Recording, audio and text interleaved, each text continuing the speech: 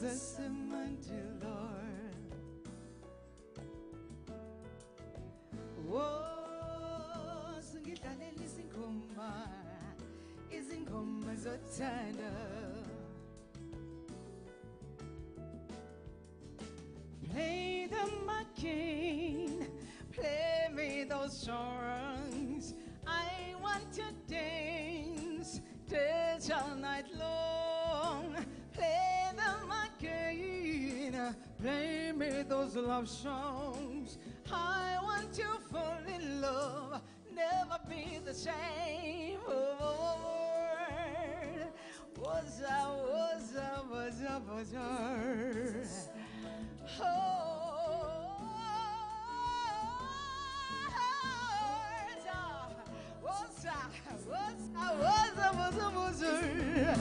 Won't you play me those love songs, songs from my past, keep ringing in my head, songs that made me smile, made me sing and play, songs that made me laugh, keep ringing in my head, songs that made me cry, made me feel some of my life,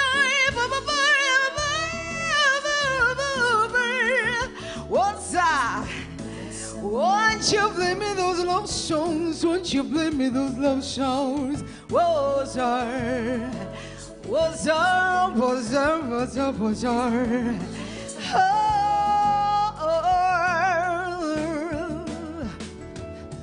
Play them again.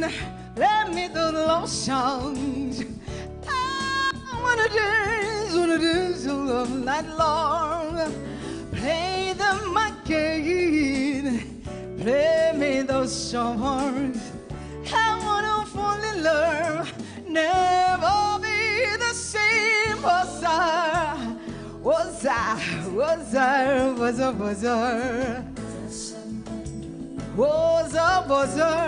Won't you play me the love songs?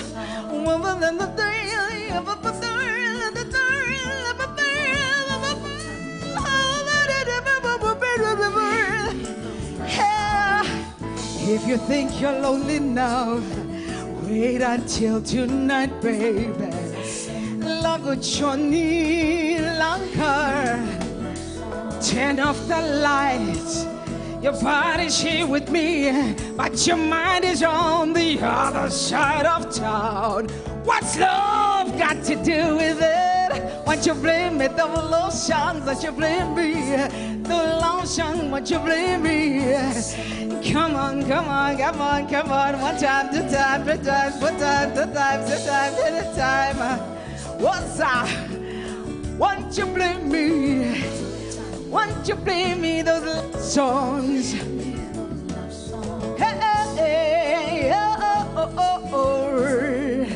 I wanna hear a love song. I wanna hear a love song.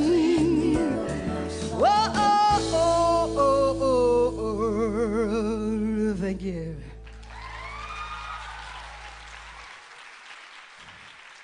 A very good afternoon. I almost said evening. We're used to doing this in the evening. A good afternoon. All protocol observed. All respect that is due to whom is due. Thank you so much. I am so humbled to be in your presence. And I thank you. I think everyone wants to hear a love song now and again. You know, it's a woman thing, eh? They say, Igama lamakosi malibongwe. When you want to thank a woman, just love on a woman, love her hard. That's how you thank a woman. That's how you show appreciation. Thank you so much. Just warming you up a bit for the function, eh? It's all right. Let me do what I do. When I do what I do, let me.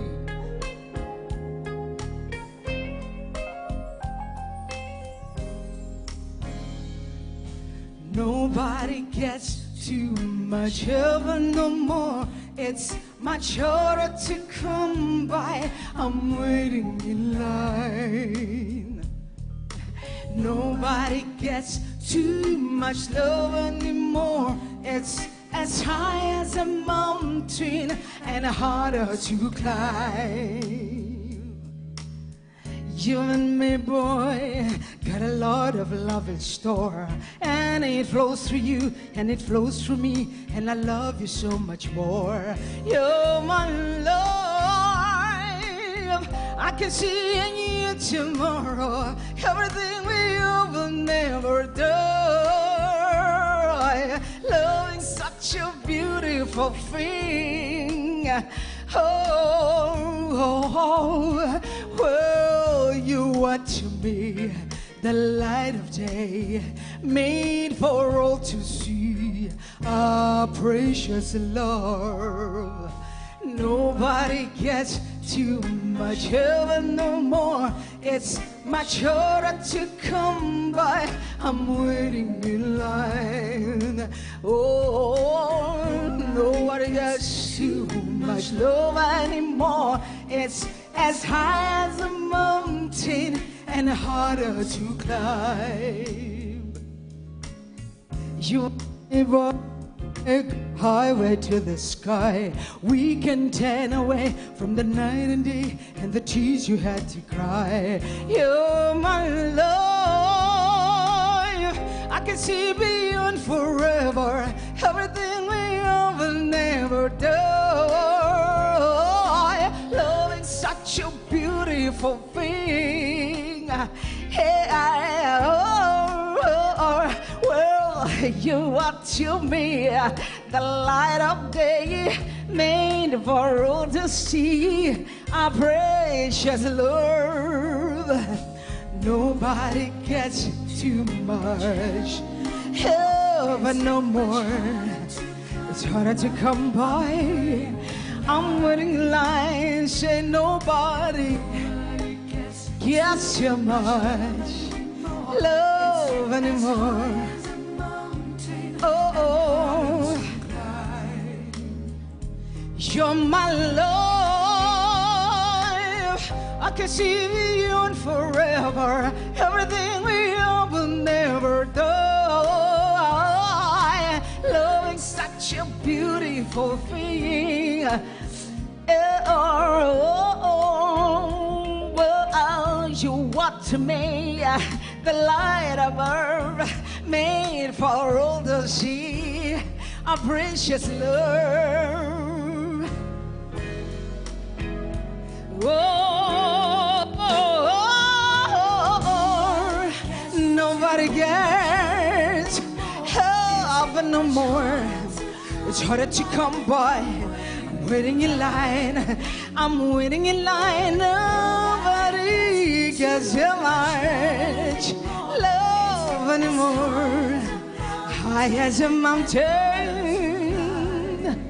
No, nobody, no.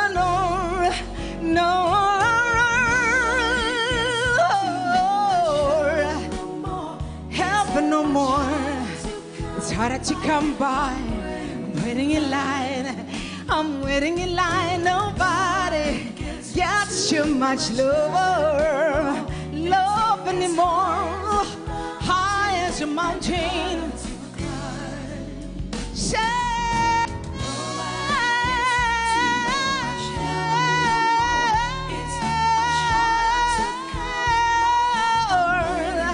I'm waiting in line. Nobody gets too much love anymore. High as a mountain. Say nobody.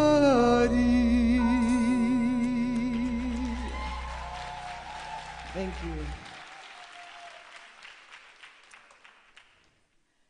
It's very taxing to sing for sober people. I'm so used to people jumping on tables or trying to jump on me also. Let's go. We're gonna do one more song and then I will be back later. Thank you so much. You guys are absolutely fabulous. Thank you.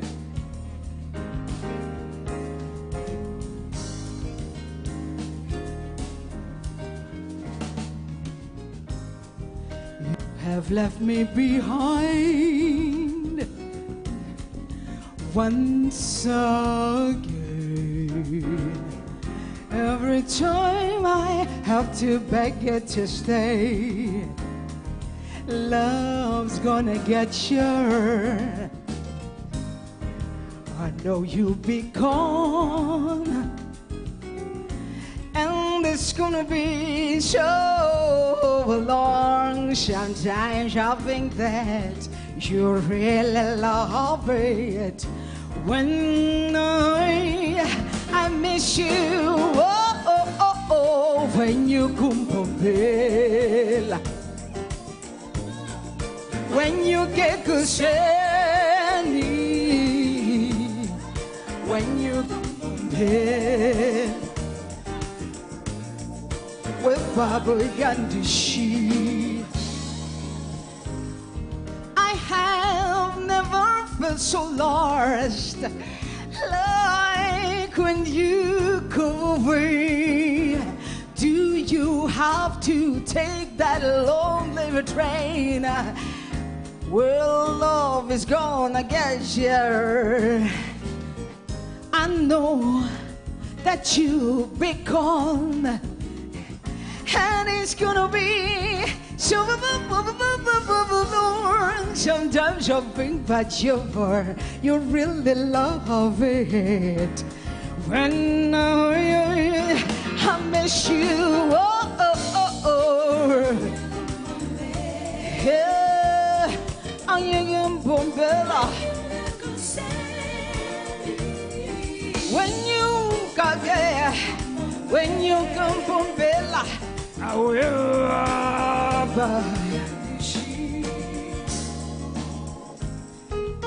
In Joburg, we still take the train because, hey, we've got a better train. Do people still take the train here? Huh? No. You don't want to take the train. Well, you must come to Joburg and be on the Gau train. Then you feel like you've been on a train, eh? Say you have left me behind, and it is once again. Every time I have to beg you to stay, well, love is gonna get you. Oh, oh, oh, oh, when you go for me. Oh, when you can't get.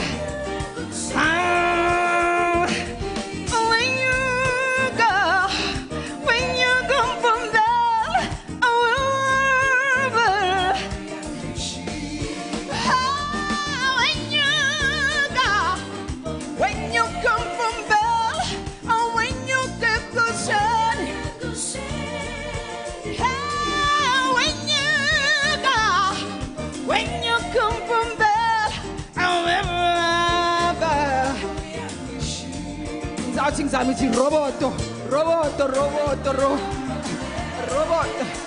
Inside, when you girl, when you come from Bella, when you come from Bella, I remember. Oh, oh, oh, oh, oh, oh. I win. I'm just respecting my elders. I would show you things.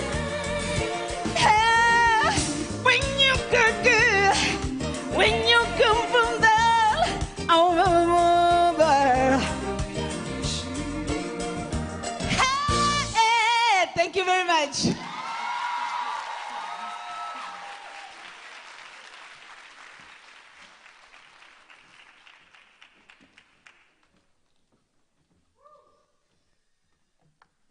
Gloria Bosman.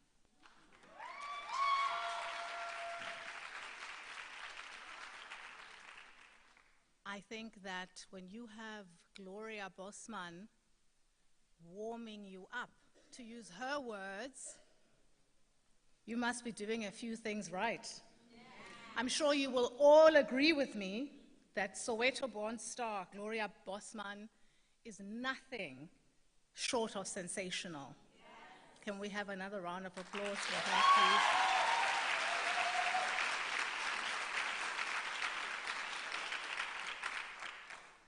Good evening and welcome to the inaugural Dr. Phyllis Ntantala and Prudence Mabele inaugural joint public lecture. A warm welcome to our speakers, Dr. Mampela Rampele, Ms. Lebohang Ramafuko, and the sensational Gloria Bosman, and Ms. Pollard. We honored that 3 figures of your stature honored our invitation.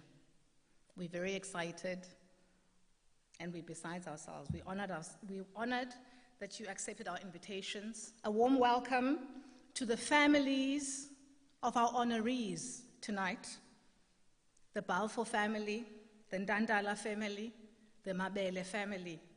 Thank you so much for honoring us.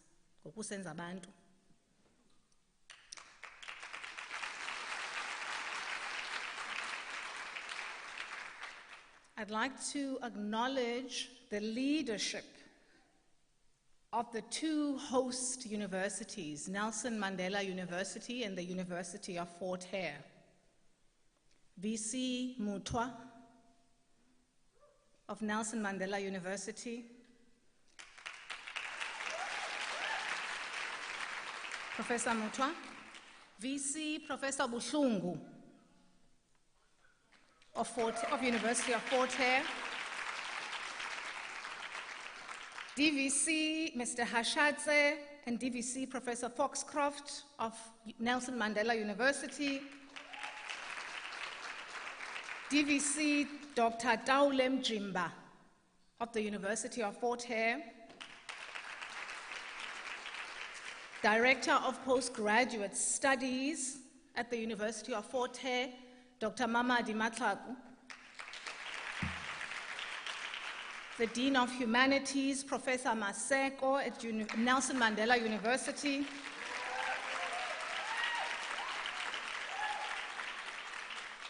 Dean of Social Sciences and Humanities, Professor Ruas of the University of Fort Hare, Director of Kanrad, Mr. Zin, Nelson Mandela University. I'd also like to extend a particularly warm welcome and an acknowledgement to our students from Hillside High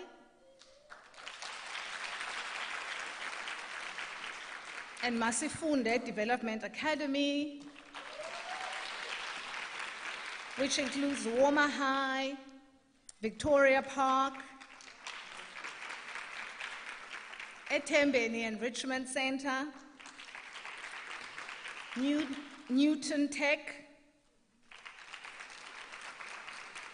Kumbulani High, DF Malherbe, and the Urban Academy.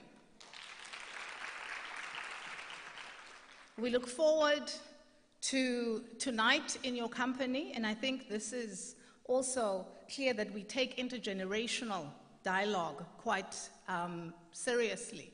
I know that we live in times where intergenerational dialogue is on all our lips, but I think that we've tried certainly in curating today's program to think about what it looks like and what it feels like, and certainly to try and create and curate the kind of program that perhaps reflects the kind of world that we would like to live in, and the kind of world that Dr. Phyllis Ntantala and Prudence Mabele devoted their life's work to trying to create.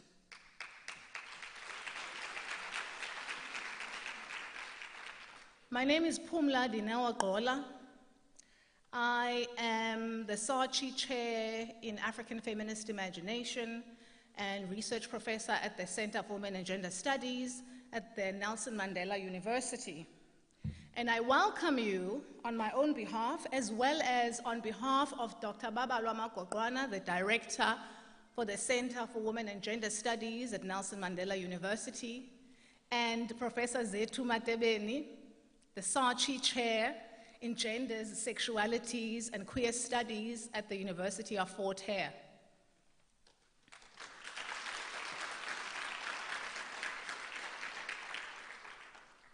We've put together, when I say I welcome you on behalf of the three of us, we named this lecture, this inaugural lecture, after the title of Dr. Phyllis Ntantala's books.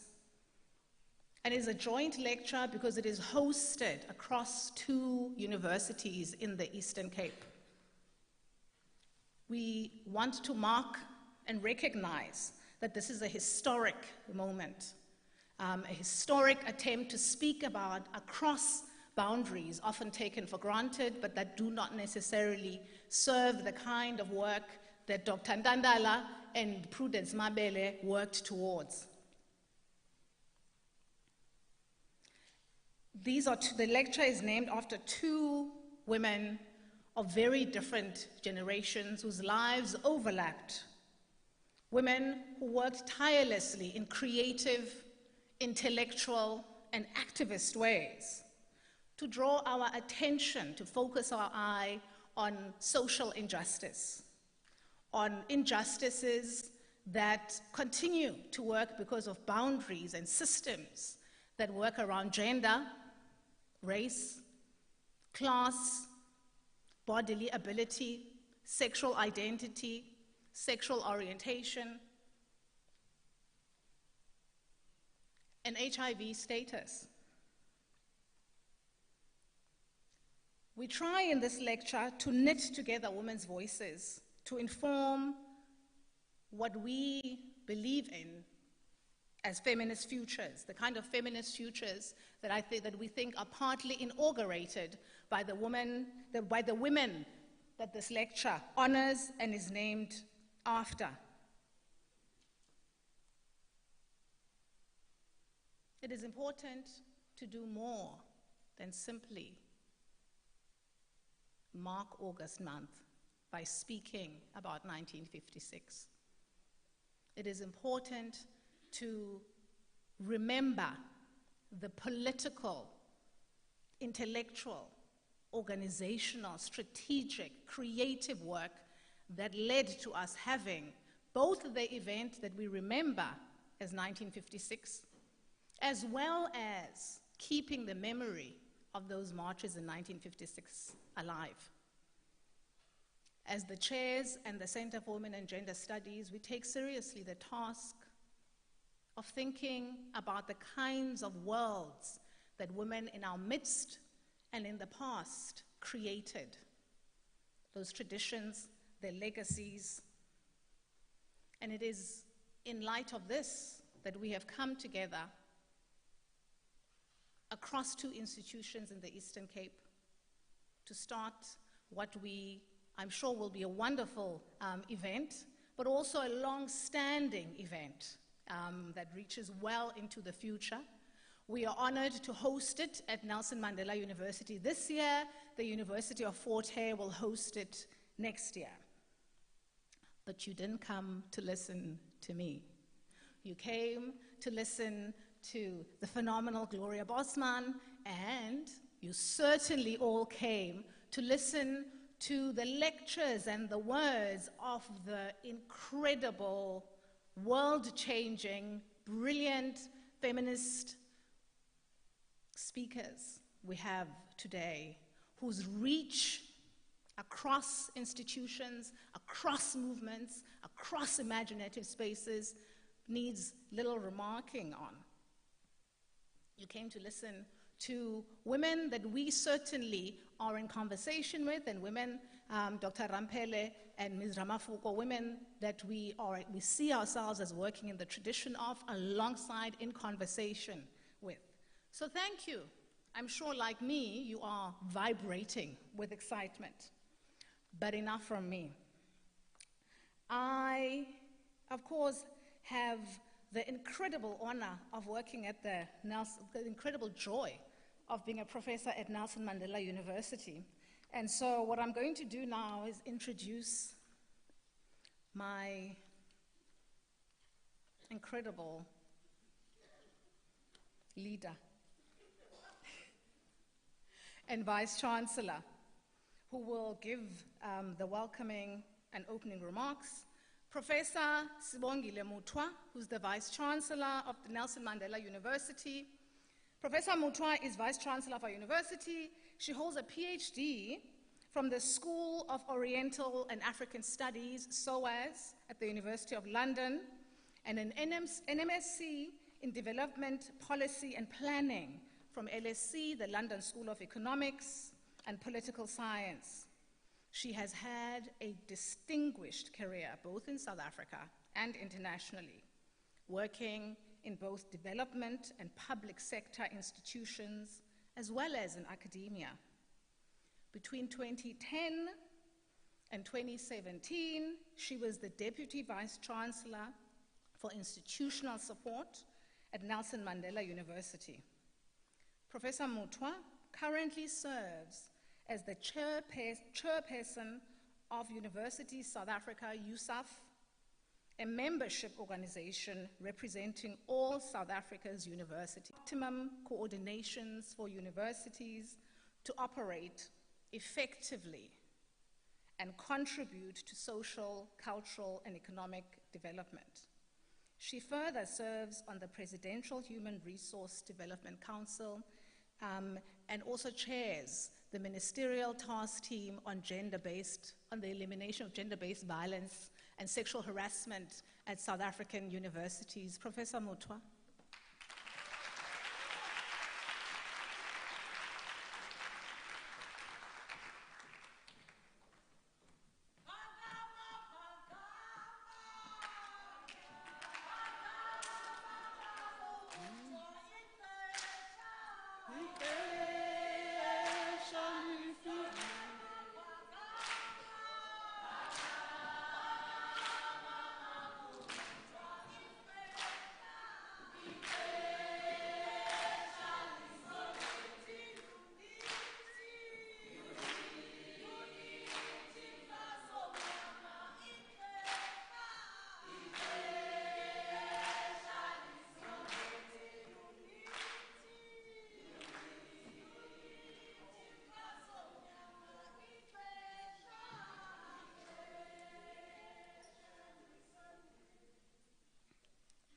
Enkosi. Nginamahloni. I'm shy. My colleagues know this, including Upumla. I'm so grateful for your skillful representation of the event this evening, Pumla. So it actually makes my job very, very easy. So thank you very much for that. Of course, you all know that Upumla is an award-winning research professor and author, and so she needs no introduction at all from me. And also, when you are a VC heading for second term, and then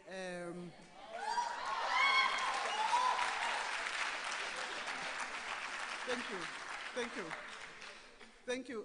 You actually feel so relieved of the quality of scholars that are coming behind you, because then you know that your job is done. So I don't need to worry. So thank you very much, Phyllis.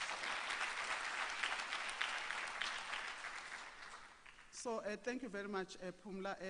You have also explained that you hold a chair in African Feminist Imagination, which is a NRF-DSI SARChI Chair, and here at Nelson Mandela University, and I thank you for being our facilitator for this evening.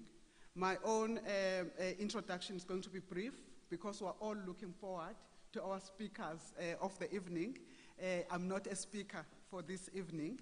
I am the servant of this great university, and that is why I've been requested to do this short welcoming. I want to recognize our Chancellor, whom I understand is participating on another platform, our Chancellor Dr. Geraldine Fraser-Muleketi, our Chairperson of Council, Ambassador Nozipho January Badil, and members of the Nelson Mandela Council in attendance here this afternoon, and both our Chair of Council and our Chancellor are very active activists in the gender field and in all sorts of marginalization issues, climate change, and so on. So we always do very much welcome their participation. They don't stand on the margins at our university. Our partners and colleagues from the University of Fort Hare, in particular, I want to recognize my dear colleague and friend, Professor Sakela Buhlungu, the Deputy Vice Chancellor, the Vice Chancellor of Fort Hare, and the Deputy Vice Chancellor for Research, Partnerships and Innovation, Dr. Ntabiseng Taule Mjimba, and the Dean of Humanities from Fort Hare, Professor Neil Ross. Welcome, colleagues, and the whole delegation from the University of Fort Hare. I want to recognize the leadership of our university. Phumla has mentioned them, including all the Deputy Vice Chancellors, the Executive Deans of Faculties, and I want to recognize in particular our Dean of Humanities this afternoon, Professor Pamela Masego, the Head of Entities, and I want to also recognize our esteemed keynote speakers, Dr. Mampela Rampele, who is also a former Vice Chancellor of the University of Cape Town. So welcome, ma'am. Miss Lebogang Ramafuku, whom I met, and so it's so lovely to see you, ma'am, at Nelson Mandela. And I want to just mention the families that are listed by name, just to put their names in the space. I don't know, Phumla, if they are all here. From the Mabele family, Miss Azelani Mabele, Miss Musa Mabele, he has been mentioned, Miss Petun, Yolisa Nomfundo Nzo, Lindiwe September. I see Patience Somhlahlo. I don't know if that's his Kazeka, Reverend Somhlahlo. Utat Somhlahlo was my lecturer at the University of Fort Hare, and then Phumla was like this, this size at the University of Fort Hare. And then Unkosi Pendule Ntantala has also been mentioned. So I think these two families are very important in the context of what we are doing today. So I thought that I should put your names here for the record that you are here to support us in this inaugural lecture. I want to honor my colleagues in the Center for Women and Gender Studies, represented by Dr. Magoqwana, and to thank all the work that this center does together with our colleagues from other universities. I see my colleagues there from Rhodes, Umthunzikazi, Uspokazi, that partner with us a lot. I want to recognize also Uzetu Matebeni, that's my daughter's name as well. To mention our communities, and then including those who have joined us via different online, recognize our prize winners up front. Gloria Bosman is an asset in our country.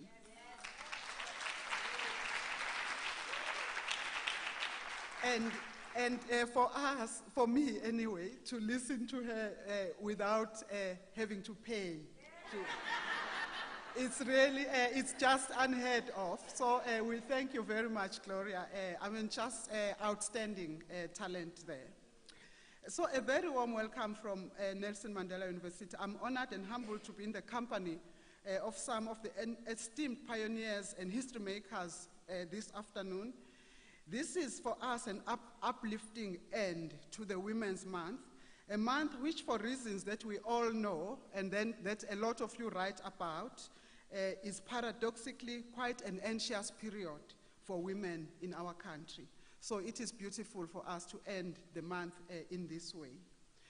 And then just to say that yesterday, my daughter's friend, and then she became so well known in the country for wrong reasons, Uyinene Mkhwetjana was murdered. It was her 3rd year anniversary after being murdered yesterday. So that is why Women's Month is not a good month yet for women in this country. I can think of no more fitting tribute to Dr. Phyllis Ntantala and Prudence Mabele, hugely influential intellectuals and activists in their own rights and in their own time, than for them to be acknowledged and memorialized in this inaugural joint public lecture by 2 equally eminent women of substance, Dr. Mamphela Ramphele and Miss Lebogang Ramafuku. To you, we extend an especially warm welcome, and we thank you for availing yourselves for this important event for us in the University of Fort Hare. The theme of this historic inaugural joint lecture is instructive. As it says, let's hear them speak.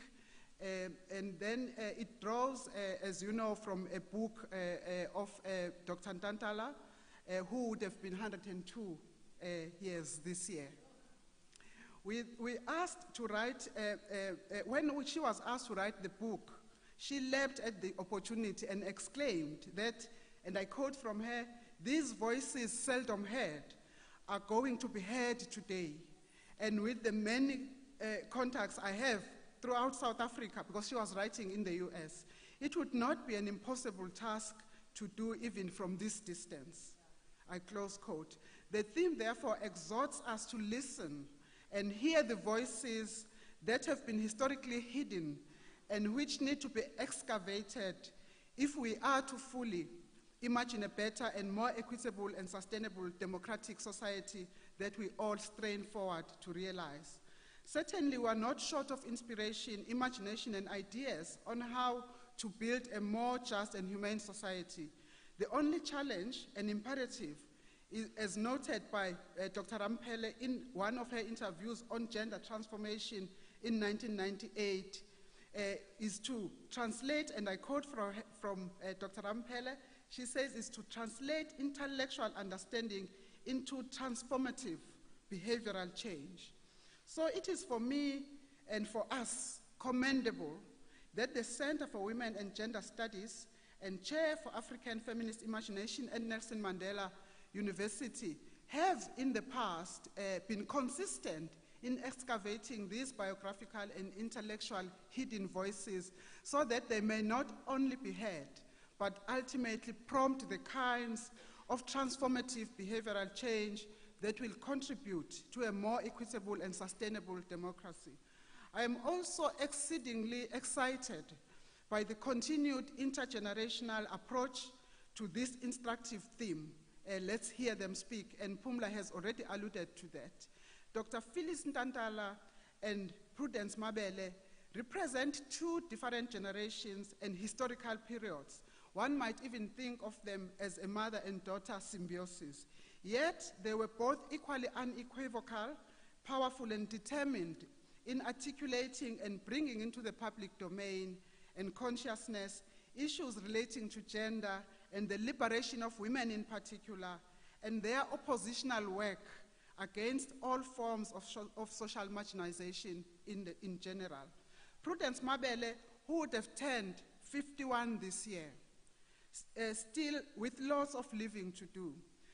That was not to be, though, but the time at her disposal was dedicated, heart and soul, to fighting against gender-based violence and highlighting the plight of those that live with HIV and AIDS in a decade that was defined by denial at the time, violence, and death. Prudence was a supremely courageous and phenomenal woman, and like Phyllis, determined that the marginal voices would be heard. The choice of these 2 speakers today, Dr. Ramphela Mamphele and Ms. Lebogang Ramafuku, is instructive in that it only affirms, but it also unleashes the potential gains inherent in closing the gap between younger and older generations through listening to and hearing one another. This is something that we at Nelson Mandela University are committed to growing and nurturing. And so in this context, that the emphasis of bringing students across the region through this writing competition to speak and express themselves in an essay to memorialize Phyllis and Prudence is also very commendable.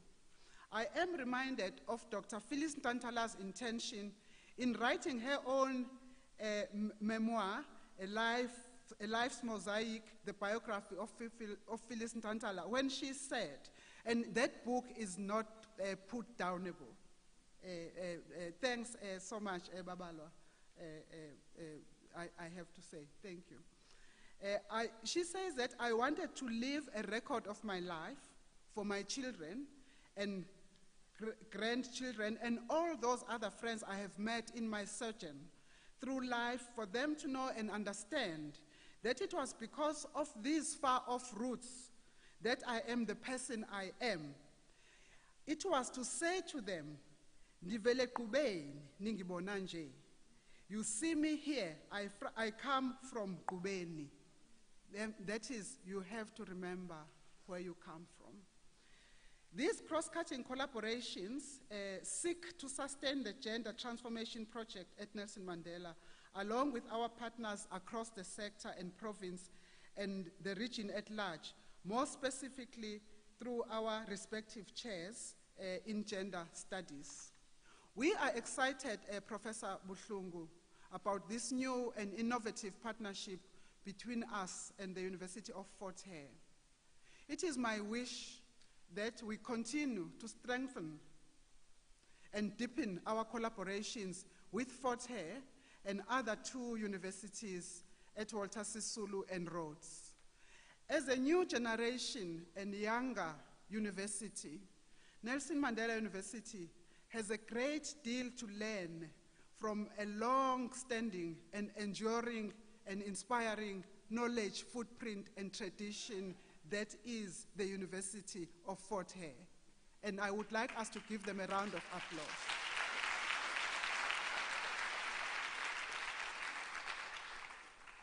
And those of you that have lived in the walls of both universities, they would know the knowledge tradition of the University of Hare, which is rich and unique, but which is not celebrated as it should be celebrated.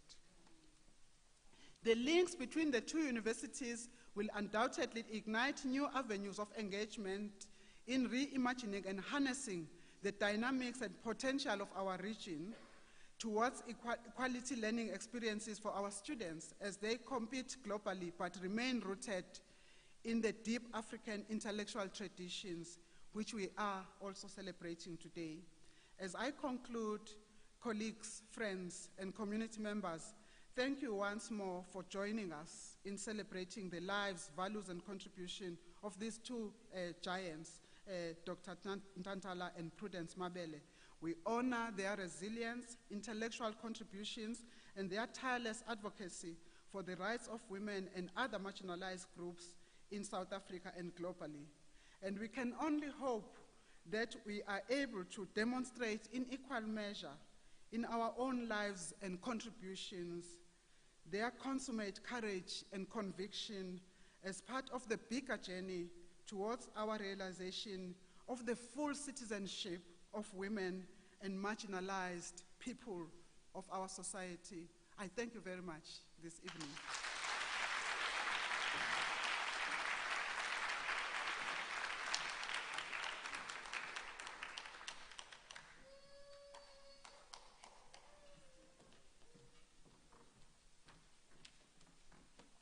Thank you very much, Professor Mutwa, Vice-Chancellor of Nelson Mandela University, for your words, for your warm welcome, and for sharing the wisdom that you have with us. I am not going to be here for long. For the next item, we are going to take messages of support from the families of the remarkable women in whose tradition we work and stand today, the women after whom this lecture is named, because they did not come from nowhere. They came from somewhere.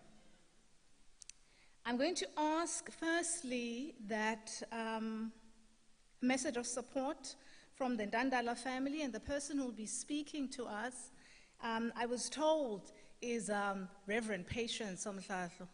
I asked, is this the same person as Aunt Kay? Reverend Kazega Somhlahlo, I grew up in Alice, and she was one of the incredible women who were one of my neighbors in Alice.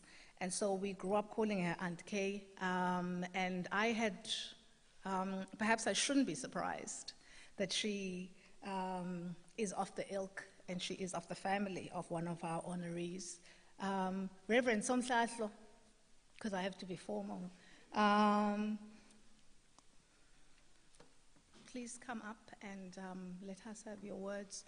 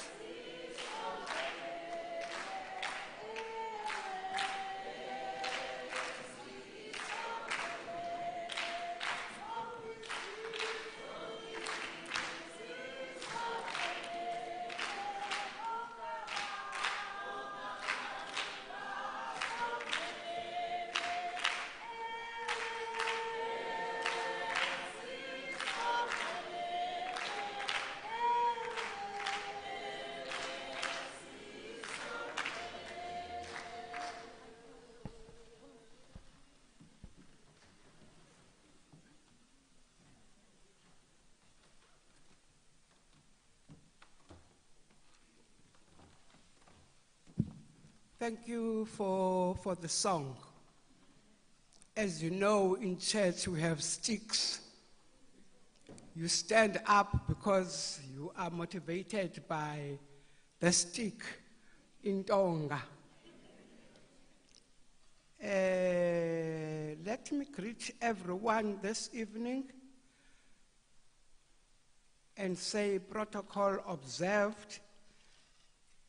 Phumla has already, greeted and called you by your positions, and I won't be able to do that. So she has done it for me. Thank you, Phumla. We as the Ntantala family wish to thank the two universities, the Nelson Mandela and FORTE universities, for organizing this combined public memorial lecture for Sis Phyllis and Prudence. Where's Prudence? Where are you? Oh, I always want to talk and address somebody.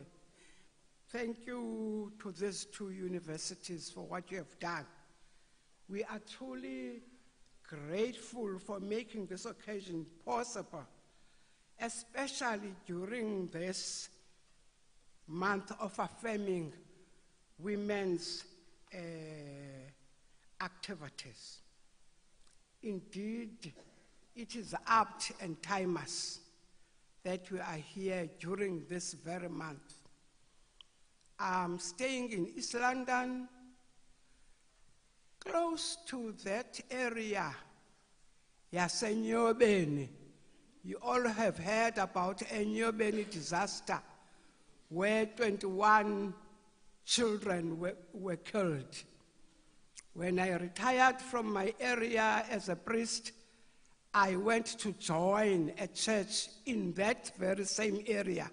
And I was saying to myself, God doesn't want me to rest, because as a developmental person, programs have to take place in that place. You cannot just listen and carry the Bible and not do anything to change and transform the lives of those communities. We are overwhelmed with pride and very thankful for this wonderful recognition for our sister, Phyllis Ntantala Jordan, mother to Mr. Paulo Jordan, who unfortunately couldn't come due to some illness. He's not well. And the management and the organizers know about that apology from Paulo, the son of Phyllis. Remembering her spirit and her book, Let's Hear Them Speak, presents a compelling case to sustain the struggle and unearth all those unsung heroes and heroines. Thank you for keeping her undying spirit burning in our hearts and minds. And don't be surprised. In church they call me Lillian because I like to shed some tears. I always cry for something beautiful, cry for something bad, and they called me Lillian. I won't be a Lillian, I promise. Phyllis has been an advocate for marginalized women from an early age, growing up in the rural villages of Iduja. Hence, when she was asked by a gentleman called Ronnie Segal in 1951, she was requested to write an essay about African women. She chose to write about rural women that nobody ever heard of. The title of the essay was Women of the Reserve. She says that her mind went to those women she grew up with at Gubeni in Iduja, who had left school to get married. They were living a life of widows with their husbands away, working in the mines. She laid bare the terrible effects of migratory labor system to families. Her essay was translated into Dutch, French, and many other languages, also used at the United Nations. She continued her political activism and feminist activities till her old age. At her 90s, she was still sharp and writing. I was sharing with Professor Buhlungu that Phyllis used to correct us. I hear the students here. When she would write letters to us and we had to, or us starting to write letters, Phyllis would take a red pen and correct that letter of yours, underline the mistakes, and would write the correct English on top. We shunned writing letters to her because of that. She wouldn't dare leave a mistake made in front of her. She continued her political activism and feminist activities till her old age. In her 90s, she was still sharp and writing. I've already said so. Let this be an example that if we keep on keeping our minds active, we can. Age is not an issue. Like myself, I don't want to be embarrassed when I say, guess how old am I? I am 74. I won't lay a trip on you. But I'm still sharp and doing things, even if you give me a wheelchair, but I'm still sharp.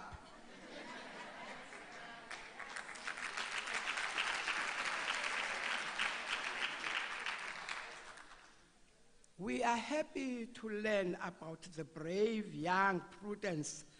Hence, I wanted to see where Prudence is sitting. We are very proud of you. We are happy to learn about your brave, stance to have done so much. Am I long?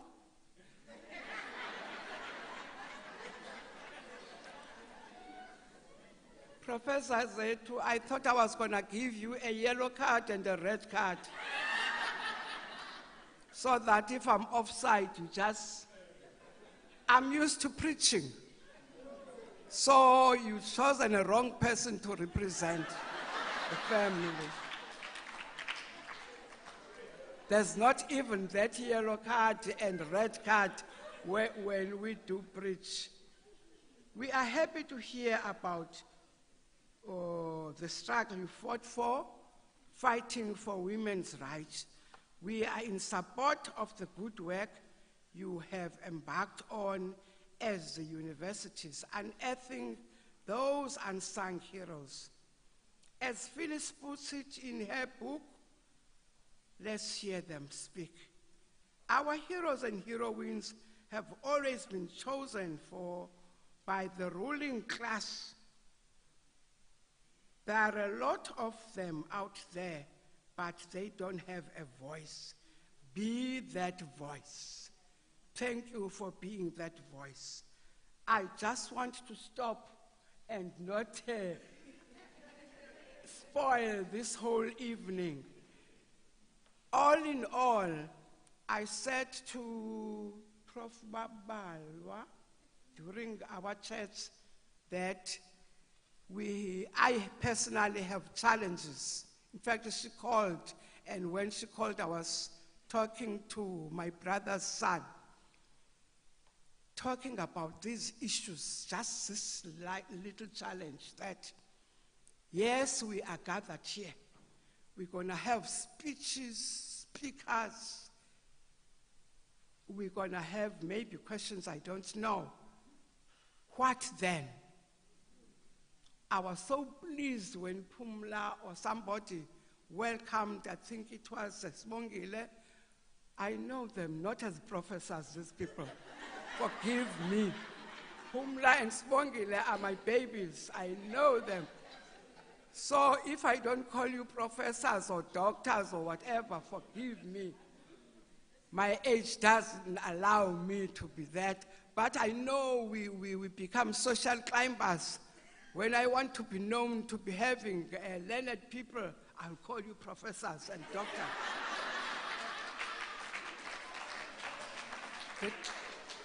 Thank you. The challenge that I have, I belong to the NGO world where you have to implement. Even if something is good, it's not enough to sit in the boardrooms. It's not enough to sit in archives. Something must be done to change the status quo. If you can recall, I've just mentioned the Enyobeni. I'm not just happy because I'm going to carry a Bible, preach, and go out. I want programs that will change the status quo in that Enyobeni issue.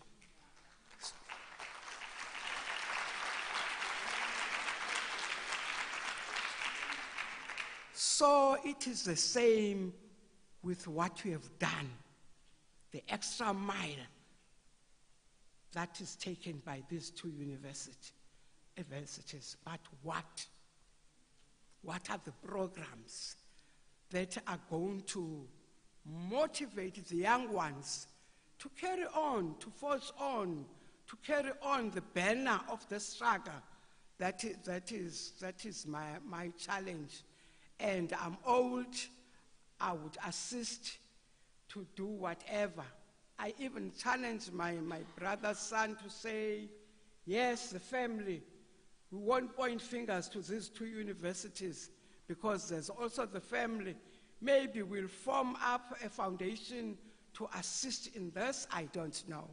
But something must be done. Thank you, Pumla. Apologies.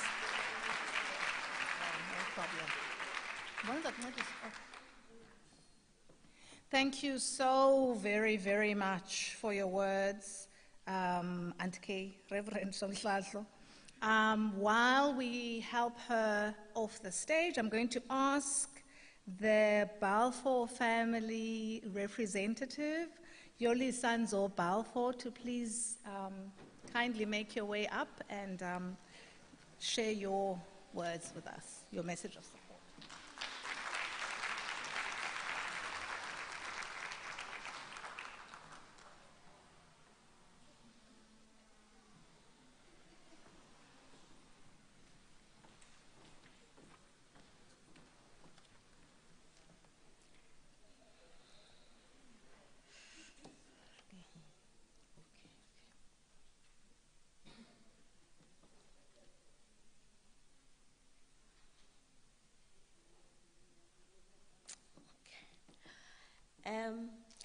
Greetings to all fellow South Africans and all protocol observed. It is an honor and a privilege for me to stand here today and join you in honoring uMakhulu uPhyllis. As a family, we thank all those who have worked to make this day possible.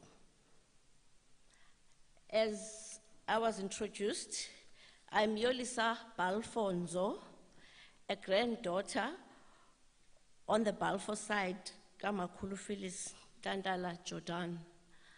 I'm also proud to stand here as an MBA 2014 of the Nelson Mandela Metropolitan University.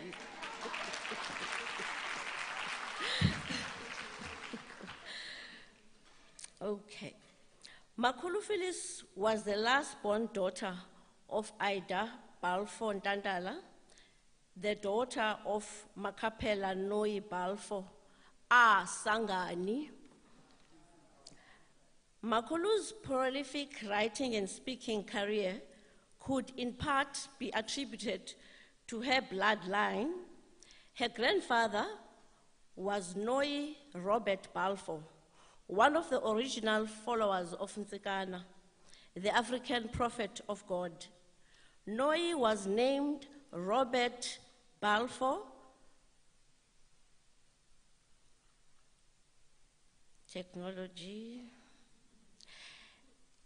Robert Balfour, on being baptized into Christianity around 1822.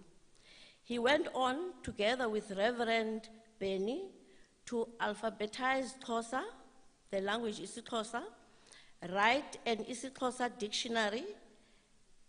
He wrote Xhosa books, and to translate the New Testament into isiXhosa.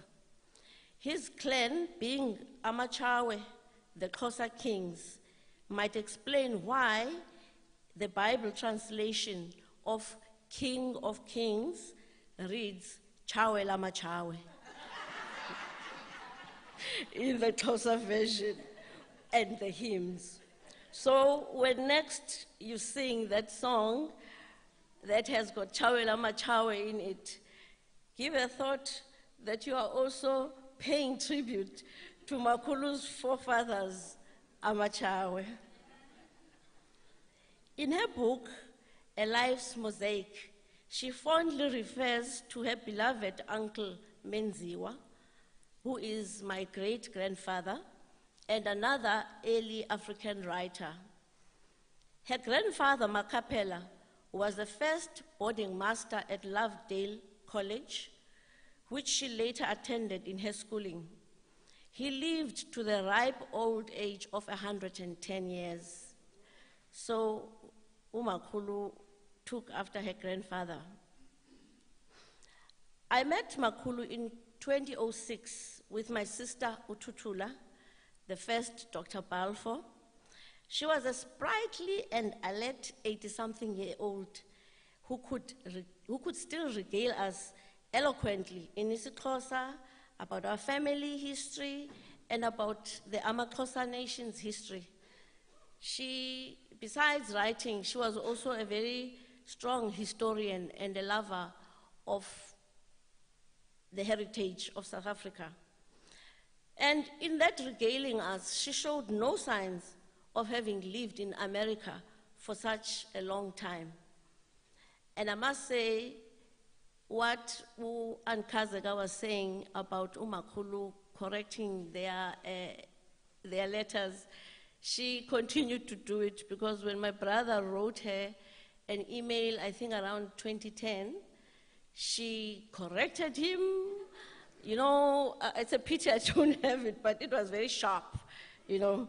So Umakhulu was very much like that. Now this great, great, great granddaughter of King Gandowe Ntshaba is being honored today by the Nelson Mandela and Hare universities. Hare is situated in Alice, as we all know, and it is near an old village called Kwantselamanzi. Now, the reason why that place is called Kwantselamanzi is because her grandfather, Makapela, had a homestead there, and that homestead had running water. It had a tap because the missionaries put up a tap for them. And this was now around 1850. And all the travelers would go past his place, they would get some water, quench their thirst, and the place became Tselamanzi. Our word of encouragement to those directly involved in this journey of recognizing, publishing, and illuminating the work of our women activists is, let's hear them speak. Let the voices of countless and faceless African women and unacknowledged people be heard today. Voices that have been hidden and ignored for centuries in their own continent. These great peoples, Zikantu, proud and resilient nations of Africa, let this day mark the beginning of an era that unsilences their voices, to be heard loud and clear by the whole world. African women are known for being loud. Let the power of their voices change the world as we know it, that those who speak on their behalf may make known their needs. One thing I ask, just one thing: give our women deliberate, tangible, and favored economic power and empowerment, and the ability to look after their own families. And if we do that in Africa, you will see real, radical economic and societal upliftment for this continent. If you give it to the women, I can tell you there will be a change. And therefore I say, let's hear them speak. I thank you.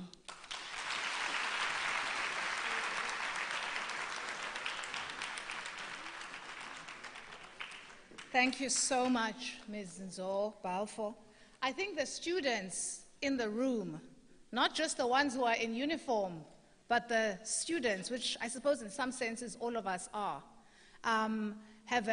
beginning to get a very clear sense of the richness of the history on which we sit, on which we walk. And I think this is really a remarkable, thank you very much, both speakers from not only for giving us the great genius and courage of Phyllis Ntantala, Dr. Phyllis Ntantala, but also for sharing those really wonderful, supportive messages and insights into her life. I had the great honor in her last, in 2010, I think, when I worked at another university in another province, Gauteng.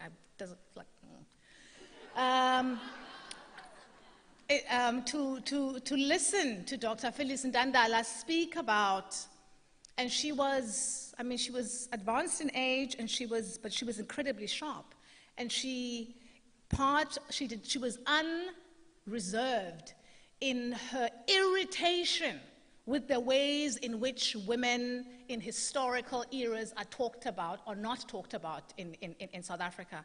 And in that lecture, she gave an incisive and searing critique of the project of speaking about women, courageous, intellectual, creative women from our past, as though they were just supplementary. And so I think that, thank you for that reminder, and hopefully we will continue to produce the kinds of work that honor her memory and her courage and her creative work. I'm now going to ask someone, Musa Mabele, to please come up from Prudence Mabele's family to give us an Auntie K. Prudence left us a few years ago, so she's not in the, I think she might be here. Pru, are you here? Maybe. Pru was cheeky and wonderful and courageous and playful enough that actually if the lights go off or the lights turn purple because she loved purple, or people's specs fall off because she was also as wonderful and brave and courageous as she was, she also had the best glasses in the world, the craziest, the most fashion-forward. And you know, activists are not always the most fashionable people, but Prue was.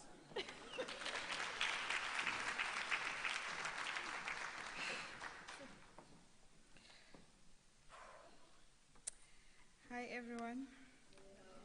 Sure, yeah. Okay, I would like to recognize the organizers, the Nelson Mandela University and University of Hare. I took knowledge to the program facilitator, and I greet to all in attendance of this occasion of inaugural joint public lecture. It is incredibly humbling for us as the Mabele family that these two prestigious institutions have deemed our family member, Prudence Mabele, fit to be honored at this occasion. We express our heartfelt gratitude to Nelson Mandela University and the University of Hare. One would struggle to describe Prudence, as she defied all categories. She was courageous, fearless, humble, brave, fun, passionate, loving, funny, and above all, highly spirited. When the Almighty brought Prudence to our family, we knew she was a treasure. We did our best to support her dreams and to nurture her talent and capabilities, but we never could foretell the full extent of her greatness. At best, we hoped to enable her to be strong enough to stand on her own and to thrive in life. Little did we know the real treasure that was hidden inside of her. We watched her with pride as she turned around what was meant to destroy her into what revealed the true extent of light and power. We were being intentional when we gave her the name Nobantu, but only the Almighty knew the real secret behind the prophetic name, because she was a people's person. We are humbled and proud of her work she did in response to HIV and AIDS, the support she rendered to those living with HIV, women and children, and the LGBTI population. We affirm that she gave all herself to our country and the world through her hard work. She equally gave of herself to us as a family with as much love and dedication.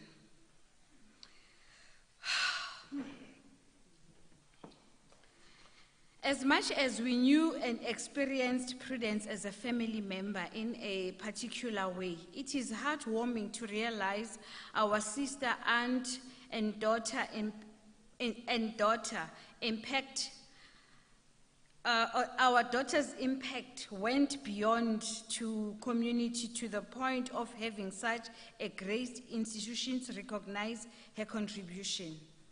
I would like to conclude with a short chorus from a hymn, Kuzobongwa namaqhawe, wona aphiwe nemiqhele, abuse njalo njalo, which translate, heroes will be praised and will be rewarded with crown. Their legacy will live forever.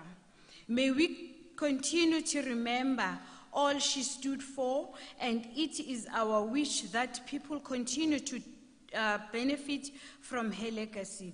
We thank you once again for bestowing this honor upon her life. Thank you.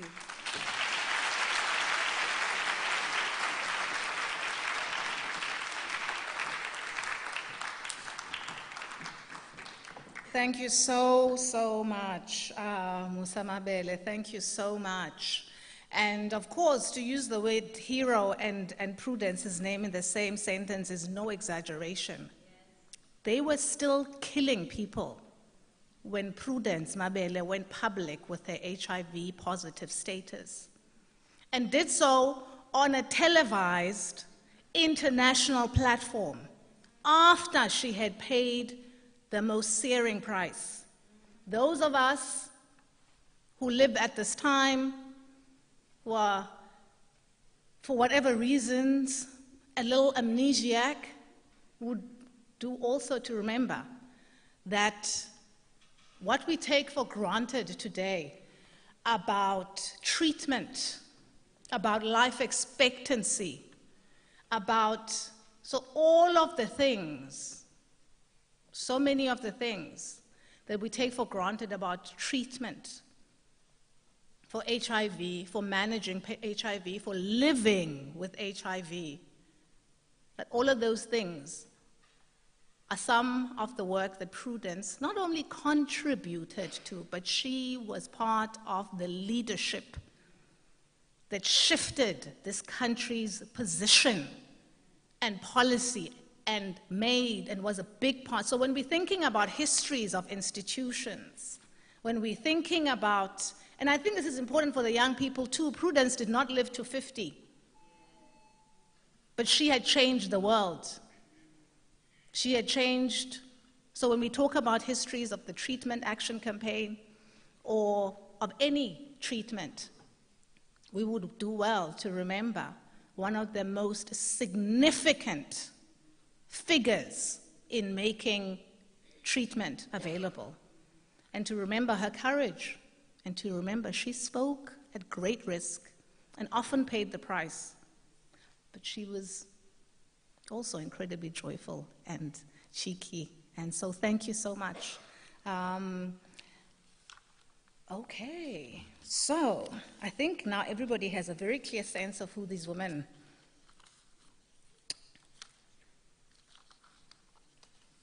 that this lecture is named after are. You know, I should say, but I'm not a very good cook, so even though I appreciate a good metaphor, I'm going to leave that one alone.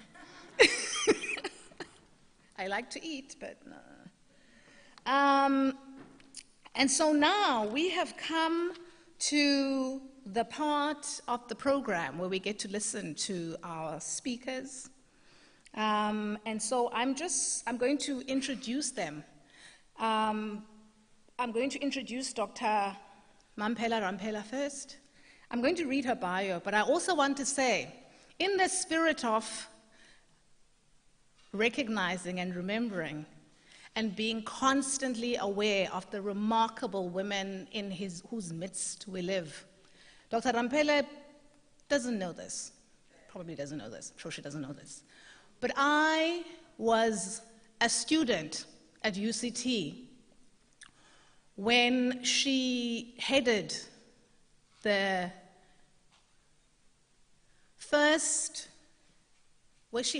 process and finished the writing of the first sexual harassment policy. And we take sexual harassment policies very seriously and a little bit for granted now, because we should all have them. But I want you to think a little bit about being that undergrad at UCT in the early 90s, when these things were not the norm. My friend Shirley was an undergrad at UCT at the same time, and we both remember, who's in the audience, we both remember how much venom was hurled at her, and how much venom came from the left at daring to talk about, to think about institutional violence, to even name sexual harassment in ways that today at institutions are maybe unthinkable. Just the brazenness. I was also very proudly a postgraduate student when she made history again, because she is undaunted. Although she's human, I'm sure it must have hurt. When she made history as the first Black vice-chancellor and the first woman. She was a Black woman. She wasn't the first Black woman. She was the first Black woman, the first Black, the first woman vice-chancellor of the University of Cape Town. Because, of course, when she makes history, she doesn't just make a little bit of history. She has to make multiple things happen at the same time. She does the things. So, and one last thing I'm going to tell you about her. And of course, as a master's student with my friend Kimberly Yates, we were doing our master's, and we had the cheeky craziness that is wonderful when you're in your 20s, only the kind of courage that people in their 20s have. So we wrote her this letter. I mean, she was VC, she had things to do, and we wrote her letter. We said, well, we are writing things on Black consciousness and the Black Power movement, and can we come interview you? Because she didn't have things to do. And she said, sure. And she was incredibly gracious and generous, and she gave us an hour, and some of our questions, because we still have the recording, some of our questions were really dumb. And she treated them with enormous grace and generosity. So Dr. Rampele, thank you in many ways.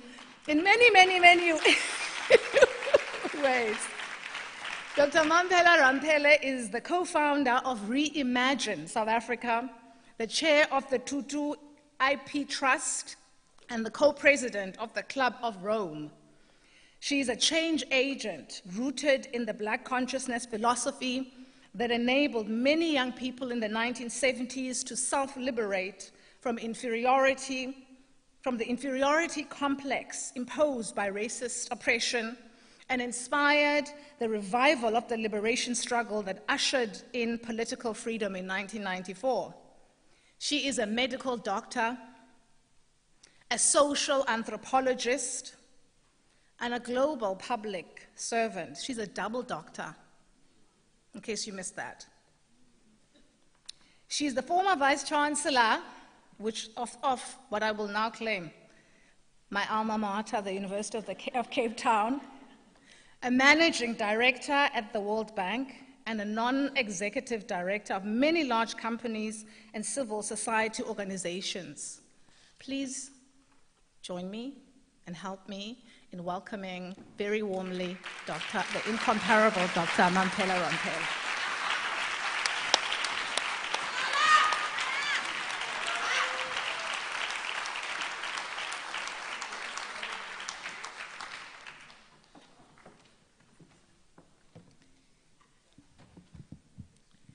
Molweni.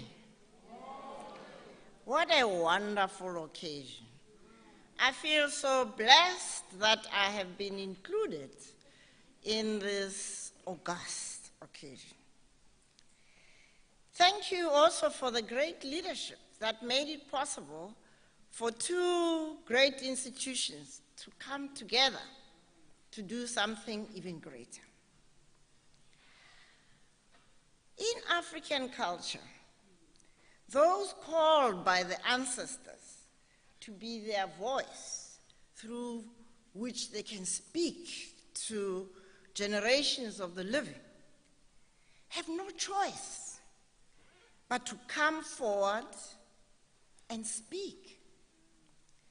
Failure to let the ancestors speak through one often leads to countless misfortunes until the one that is called, obeys and becomes the voice of the ancestors.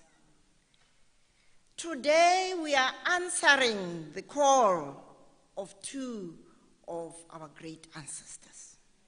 These powerful women are united by their courage to challenge social injustice and the inequities that patriarchy visits upon both men and women.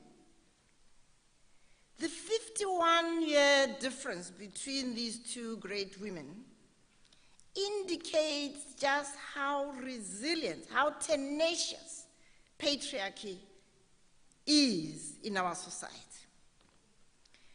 Patriarchy will take more than throwing our national constitution at it, more than theorizing about it, more than protesting its brutalities. We need something else to dismantle it. Dr. Ntantala's call to us is very clear.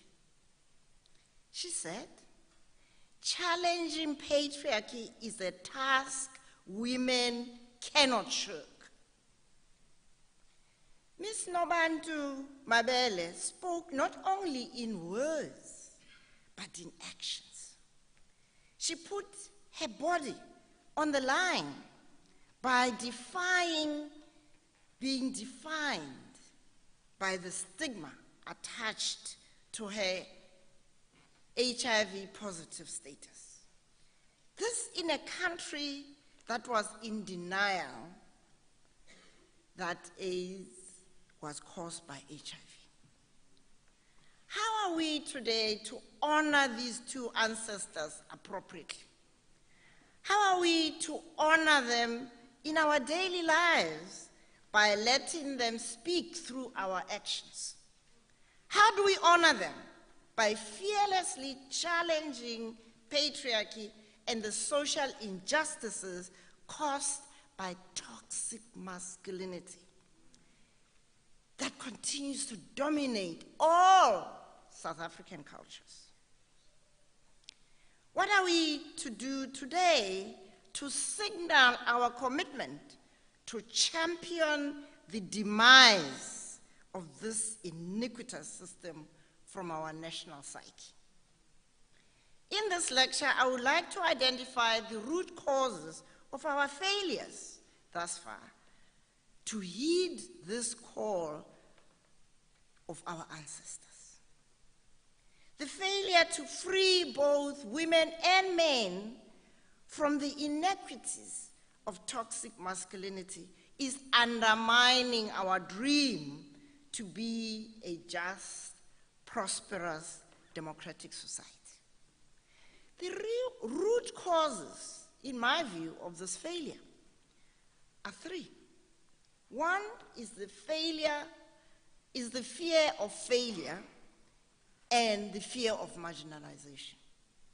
Second, the unfinished business of embracing the richness of our Africanness. Third, our failure to embrace the intersectionality of race, class, and gender. So let's look at the fear of failure and the fear of marginalization and its impact. Maya Angelou, the iconic African-American poet, points us to where transformative change starts. And these are her words. Courage is the most important of all virtues, because without courage, you can't practice any of the other virtues. You can practice any virtue erratically, but nothing consistently without courage. Transformation starts with the courage to enter into conversation with oneself, to liberate the self from the fears that hold us back from making and living our commitments. Self-liberation is essential to becoming an effective leader in any liberation process. Self-liberation entails confronting oneself. Who am I? What are my strengths? What are my weaknesses? My fears. Self-liberation is the clear message that our ancestors, Nntantala Mabele and Umama, modeled for us. Imagine Nntantala's loneliness as she wrestled with the decision to disclose her HIV status. The nightmares she experienced about what people would say about it, including her family, her friends, fellow citizens, in a country led then by none other than Thabo Mbeki, the champion HIV/AIDS denialist. Imagine the risks of that disclosure. But she chose courage over fear. Fear is the most effective barrier to self-liberation. Fear cripples the mind into believing that it is not possible to be free, or that the cost of liberation is too high to pay. Nntantala Mabele broke free of that fear and became a fearless champion of liberation from denialism of HIV/AIDS. She broke free from the patriarchy that continues to subjugate women, men, children, and young people in general. She defied the fear of failure. I belong to a generation, as has already been said, that liberated itself from colonialist, racist narratives that we were inferior, we were no power.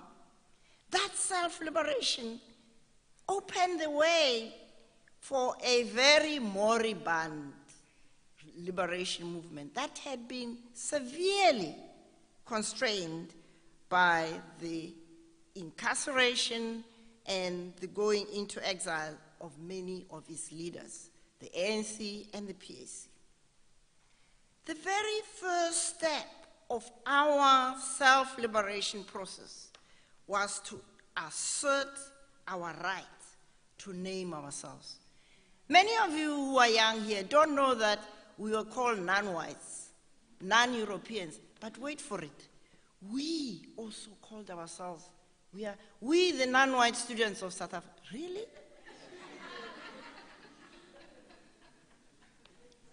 One cannot effectively liberate oneself from an oppressor that one regards as the standard by which you measure what it means to be human. It is only when we stood up and proudly proclaimed ourselves black and proud that we became free. We sang along and danced. We did a lot of dancing to Nina Simone's song, "To Be Young, Gifted, and Black," transporting ourselves into a liberated future. We no longer waited for freedom. We asserted ourselves as free and acted like free citizens in defiance of racist constraints. We demanded and were granted the renaming of our medical school from being the non-European section of the University of Natal to being the black students section.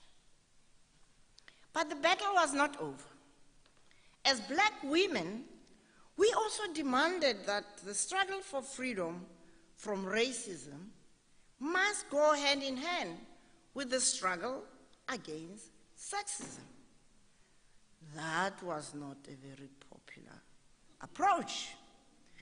We were accused of dividing the struggle, but we insisted that our full participation as freedom fighters has to include this aspect. I used to say to people, take which part of me is black and which part is woman. We won that argument by pointing to the risk of falling into the trap that women freedom fighters all over the world fell into, including in Algeria at the time, where after the freedom struggle is over, you are relegated back to the kitchen. We are seeing it here in South Africa. South African women post-1994 dropped the ball. We have been seduced by male-dominated power structures. We have acquiesced to the horrors of gender inequality and invisibility of women as strong feminine leaders. That invisibility drives the gender-based violence and the demeaning of women's bodies as properties of men. We have to heed Maya Angelou's call to become courageous fighters for gender equality and put an end to the scourge of gender-based violence. Courage and fearlessness will unleash the power of women who are the majority. Did you know that you are the majority? We are the majority in this country. Courage will bring us together with progressive men to say loud and clear that kwanele, enough is enough. But there is an additional focus we should have: reclaiming our rich African heritage. My generation did more than just be defiant against racism. We defined the future of the dream that we wanted to shape. We embraced the beauty of our dreams, as Eleanor Roosevelt enjoins us to do. Shaping the future we desired needed embracing of our African heritage. The lies that many Africans, including our children today in the schools, grow up with about Africa being a dark continent, Africa being a continent without history. You are told this is Western medicine. Excuse me, this is Western science. Hello.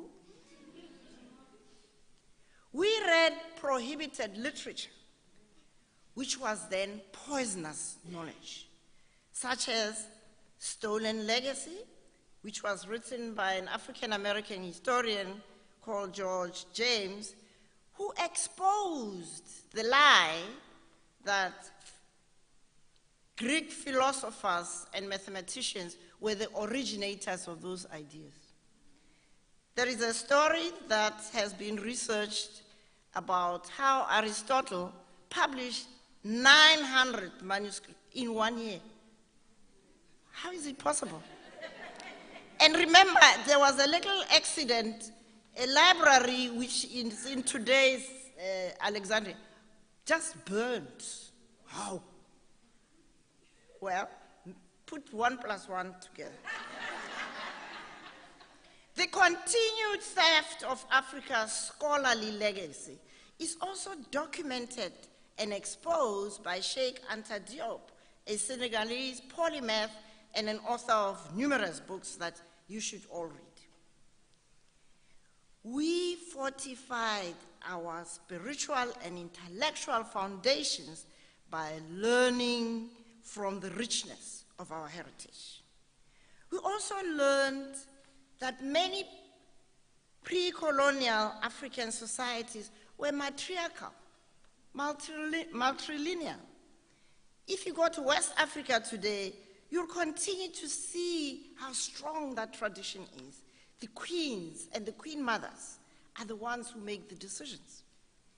Even in patrilineal societies of pre-colonial Africa, women were revered for their capacity to create other human beings. At first, can you imagine, they didn't know, where do these women get these children from? It took a long time for them to figure out that, well, there is a little help from the men. So women were seen as closer to the creator because they were co-creators. Women are also entrusted with the life-giving role of being the keepers of the seed. Not just the human seed which they keep in their body, but also seed for the crops. Once this harvest was done, they were given the prize seed to keep away from rats, including those walking on two legs. So women and men in traditional African societies lived in harmony by celebrating the complementarities that they brought to the role of promoting well-being and prosperity for all.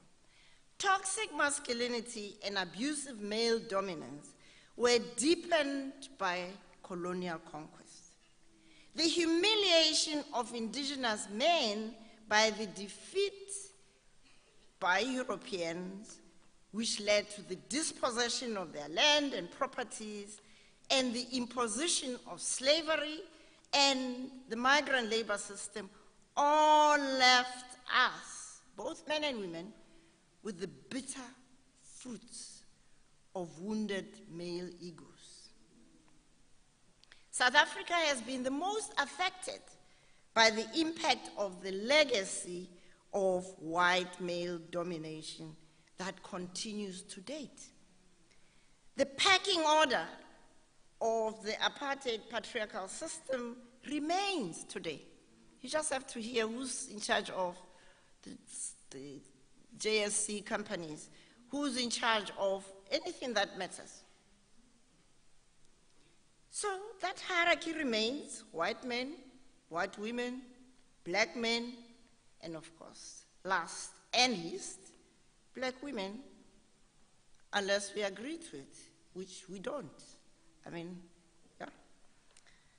And so there can be no end to gender-based violence and social inequalities and inequities until we collectively dismantle, as we were told by Dr. Ntantala, the patriarchal relationships in our society.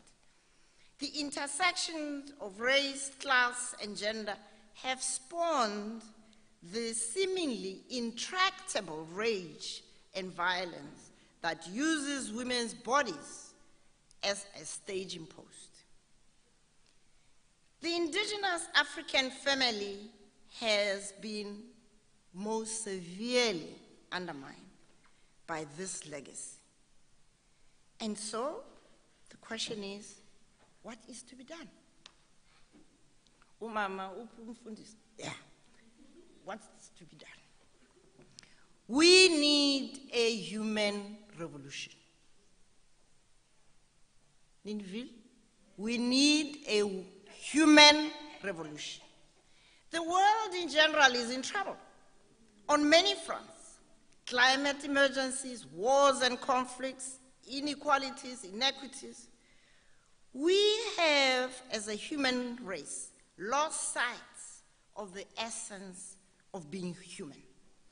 Being human is a celebration of relationships. The human species is wired to be in relationships with other human beings.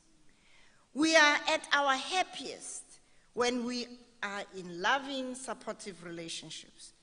The wisdom of our ancestors lies in their profound understanding of this relationality of human beings, which they expressed as Ubuntu, Butu, etc. All indigenous societies in the world, who anyways come from here, have a word, an expression for this. This I dare say, is the beautiful human face that Stephen Biko proclaimed so many years ago as a young man. Is it not ironic that we, as the heirs of this wisdom, have downgraded Ubuntu in our relationships at the personal level, family level, community, and national levels? Just think about the damage that has been wrought on our nation by state capture. The pursuit of having material wealth, which you can never satisfy, comes at the expense of being human. State capture has severed the ties between leaders as servants of the people and the people themselves. State capture produced monumental corruption that has become a cancer in our society, destroying our national institutional capacities. I don't have to talk to you about that living in Gqeberha. Amanzi akakho apha. So we must go back to basics. First, we must learn anew how to be human and live the values of Ubuntu. We must learn and teach African history in all our educational institutions to make sure our children embrace the greatness of Africa. Second, we must insist that every child be nurtured to become a self-liberated being, to express their full humanity and embrace these values of Ubuntu. Women, as the chief nurturers, must not perpetuate male dominance through their child-rearing practices. We must demand civic education to be part of life orientation for you young people at school, so you know what it means to be a citizen. What are your rights? What are your responsibilities? Higher education must enforce zero tolerance for sexism, sexual harassment, and other forms of gender-based violence to ensure that we graduate Ubuntu-imbued leaders. We must demand an end to tolerance for gender-based violence and abuse of women by men in state institutions. High office should not offer protection to abusers. Women must lead with their full femininity. So that no, all women, all African, proud. We must also raise as we rise, to quote Michelle Obama. We must stop being complicit in the abuse of other women. And we must hold all abusers accountable, whether it's at home, at work, in communities, and in public service. Let me conclude. Today, we must commit to heeding the call of our ancestors, whom we are honoring here in this ceremony. We must commit to letting them speak through our rededication to eradicate the cancer of patriarchy and its devastating impacts on our society. We must commit to dismantling the edifices of patriarchal dominance in our lives, whether it be home, work, sports, or institutions of higher learning.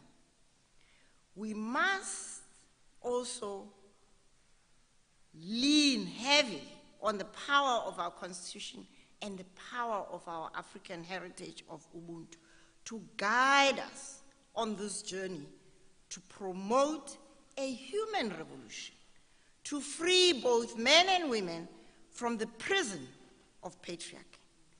It will take each one of us in this room to carry the torch of freedom to the rest of society to become fully whom we were created to be, abantu imbued with ubuntu. Diabulehle.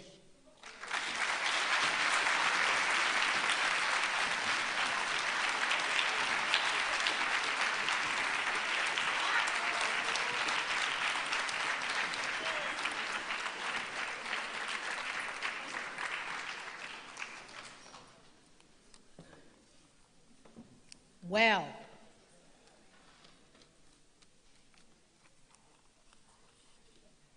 Dr. Rampele doesn't play. She didn't come here to play. She doesn't mess around. Of course, to be a feminist in this context, to be an African feminist in the world, is to constantly live with the accusation that you're the first person crazy enough to ever question. Imagine how much poorer we all would be if Dr. Ntantala, if Prudence Mabele, if Dr. Rampele, if Lebogang Ramofoko believed this. Thank you, Dr. Rampele. Thank you for those reminders. Thank you for the provocations. Thank you for reminding us that we do not just stand, we are not just inheritors of a long, wondrous, questioning, world-changing tradition of women who were not deterred by the idea that they could not, should not, may not. Our next speaker, Lebogang Ramofoko. Unlike Dr. Rampele, intangam ke uLebo. Right. So, you all know Soul City. It's not in her bio, but in the spirit of being crazy feminists who do what they're going to do, I'm going to tell you a few things about Lebo that are not in her bio, and then I'm going to be good and read her bio quickly. So Lebogang Ramofoko is the former CEO of Soul City Institute. Now, what is really important to remember, I mean, there are many things to remember. I could be here all day. I'm a huge fan of her work and of her person and of her ways of working. What is really important to know, of course, I think everybody in this room, and certainly people who, the older you are, the more clear you are about the significant shift that Soul City has had in attitudes across a whole range of things in the society. In fact, very often when we say, as a scholar of gender-based violence, as a feminist who works in that space, very often I'm told, you know, we need a Soul City for rape in this country. Why don't you just, well, I mean, when we think about areas of sexuality, when we think about HIV, when we think about family dynamics, the shift in Soul City's work to an unapologetic feminist, an unapologetic commentator and intervener at a strategic, at a media level happens under Lebo Ramafoko's leadership. So now you have a face to it, because it's great to watch things on TV, right? But we don't know who the crazy woman is who's responsible for it. We love our, and we should love and enjoy, of course, the ways in which it comes to us. And so a significant player in the shift in how we think about, talk about, but also equally significantly in how we think about the relationship between change and the imagination in this country, between change and media in this country. Away from a very bizarre thing in post-apartheid South Africa, because under apartheid people understood that the left understood that the imagination was crucial to freedom. But something happens in the betrayal that Dr. Rampele talks about, where suddenly we hear everywhere, oh no, the imagination is just an escape thing. Ramafoko refused. And she said, well, but it has to be, if it's imaginative, it has to be inspiring and beautiful and entertaining and joyful and playful and challenging. And it also has to change the world and create those shifts. So this is some of Lebu's work. She's also the brains behind the Rise talk show. She's worked in multiple, the Rise section of the Soul City Institute. And of course, Rise was both, I think, the first feminist talk show on South African television, right? And she was one of the hosts. And you can still find some of the episodes on YouTube. Those were some fun, troublemaking episodes. As well as, equally, because Lebu's work is always, Lebukhang's work, Ms. Ramafoko's work is always working in multiple places at the same time, and partly to answer Reverend Somhlatlo and Kay's question about what else, that there are things called Rise groups, which are groups in societies all over the Eastern Cape, all over the country, groups of girls, groups that are also called Rise in the same way that show was, that are interventionist, feminist, empowerment, questioning initiatives that are in the communities. Again, thank you, Lebogang Ramafoko, for working across generations. I'm going to read her bio because I could go on about her, but you didn't come here to listen to me talk about how fabulous the woman we're honoring, or the woman who's speaking to us, or you actually want to hear her speak. So, Lebogang Ramafoko is Executive Director of Oxfam South Africa. She's an outspoken feminist thinker and strategist, a sought-after speaker, facilitator, and trainer who is passionate about social justice, particularly for young women and girls. She combines her own life experience as a black woman who grew up under apartheid South Africa, thrust into activism at an early age, and the skills she acquired through her training to speak out against violence and injustice wherever she goes.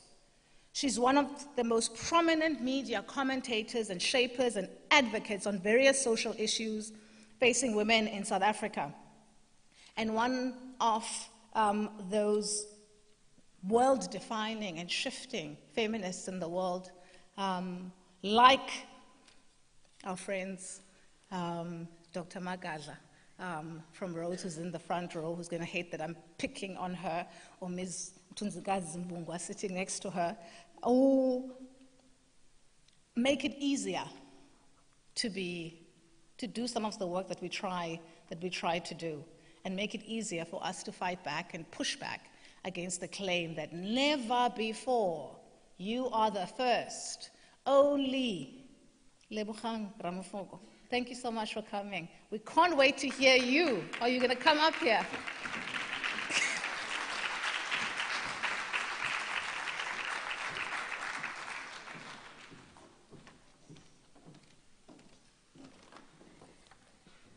Good evening.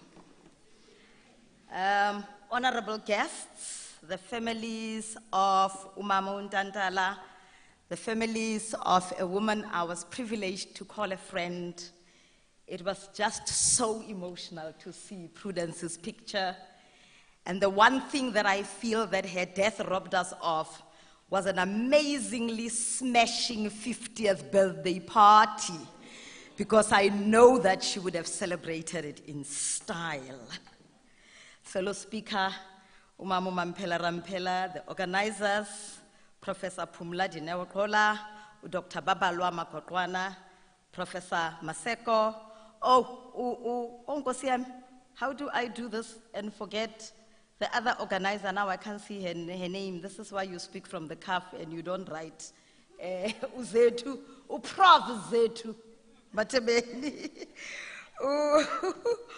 Professor Buhlungu, who is the Vice Chancellor of Hare University, and Professor Mutwa, who is the Vice Chancellor and our host this evening of the Nelson Mandela University, all protocol observed. I am a 51-year-old black woman, a black girl born in a tiny community of Manziville in the West Rand of Johannesburg, Gauteng.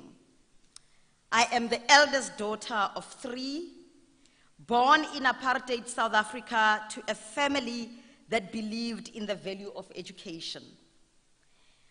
I started my schooling in a rural 2-roomed school in an area that is now known as Pick and Wood Estate.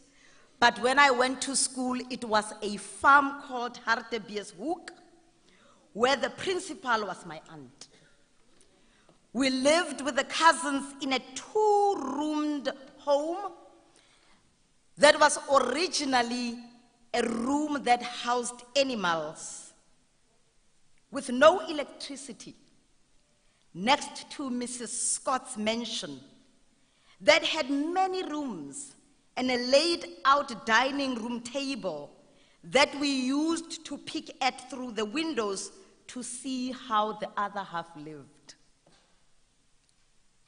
I tell you this story, and I always locate myself and call myself the girl in Manziville, or the girl from Manziville, because it is never lost to me that the system and the structure of the society I live in never accommodated or made provision for me to be here, let alone as a speaker. I remember the many days I would question my teachers, and rather than people saying, you know what, for your eloquence, you will speak on stages, and instead said to me, for a girl, you speak too much. I give thanks to the generations in and outside of my lineage. My grandmother, who was a domestic worker, her mother, whose story I don't know, and the many other countless women whom we never heard speak. And today I call them into the room, including and especially the spirit of Ntantala and Prudence Mabele, in whose honor I was invited here today. One of the things that Prudence taught us, in the many lessons she taught us of finding expression of our totality, was that she embraced her call as Isangoma, or as an African healer. And I'm going to ask that rather than imagine that she is in the room, we call her in the room. And I asked for the organizers to bring a candle so that I light it as Ndicamagusha and thank those who paved the way for us. So allow me this interlude as I do so.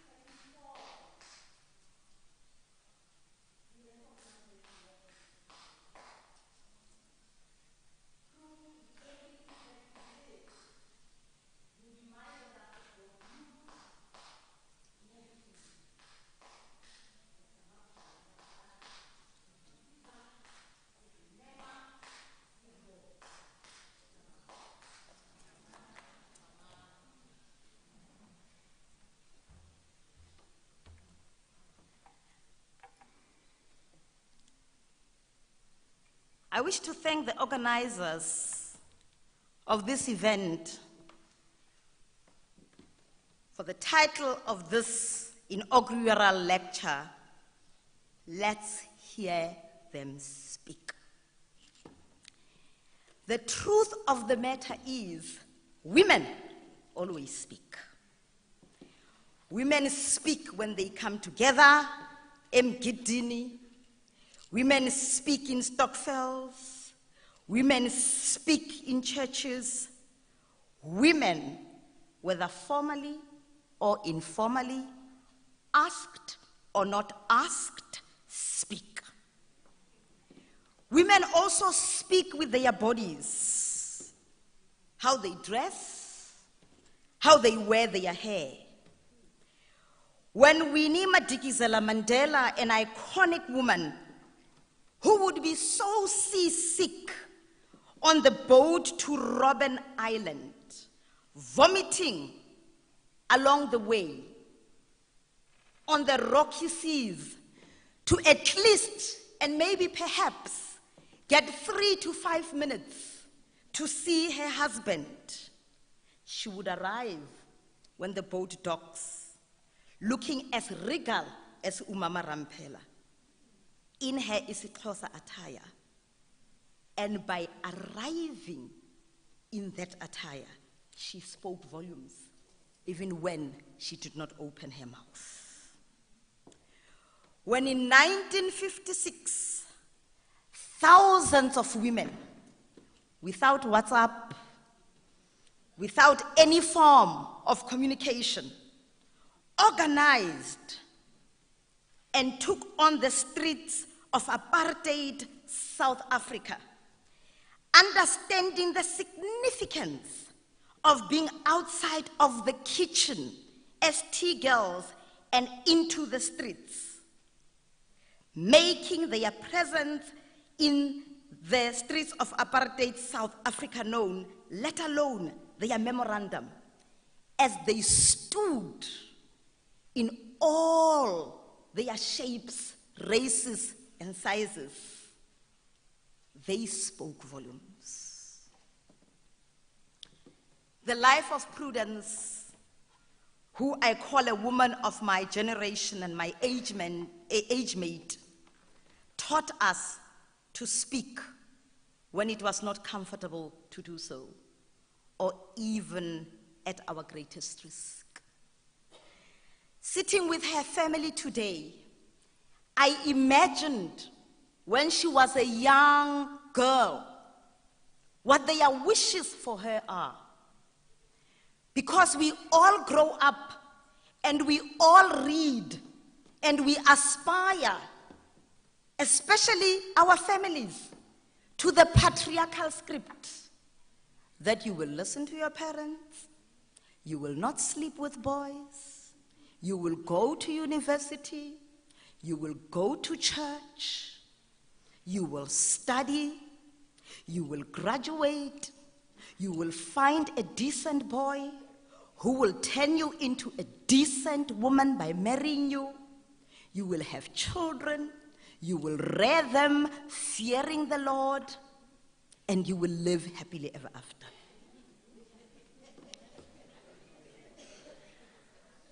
I can just imagine what happened to Prudence as a young woman, like all of us, who wanted to do right of the patriarchal script, walks into a healthcare facility and comes out with a diagnosis of the dreaded AIDS.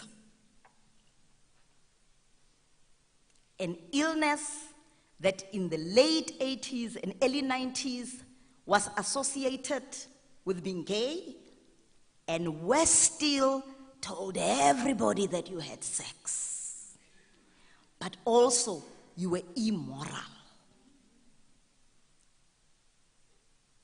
I wonder what her first thoughts were when the doctor said to her, "You've got AIDS and you are going to die."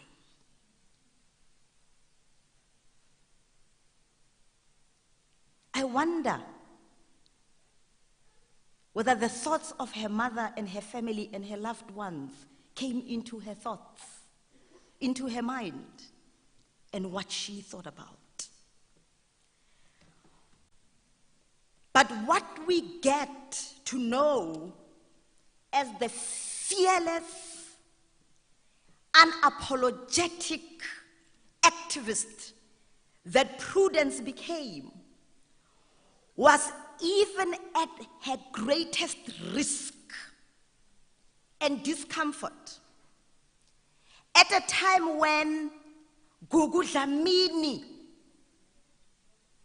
in Durban was killed for speaking out about being HIV positive.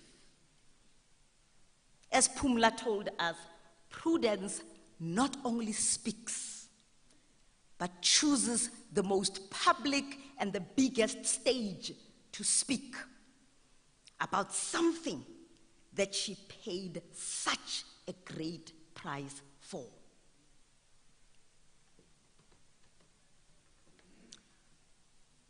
Prudence did not only stop at that. When a woman came out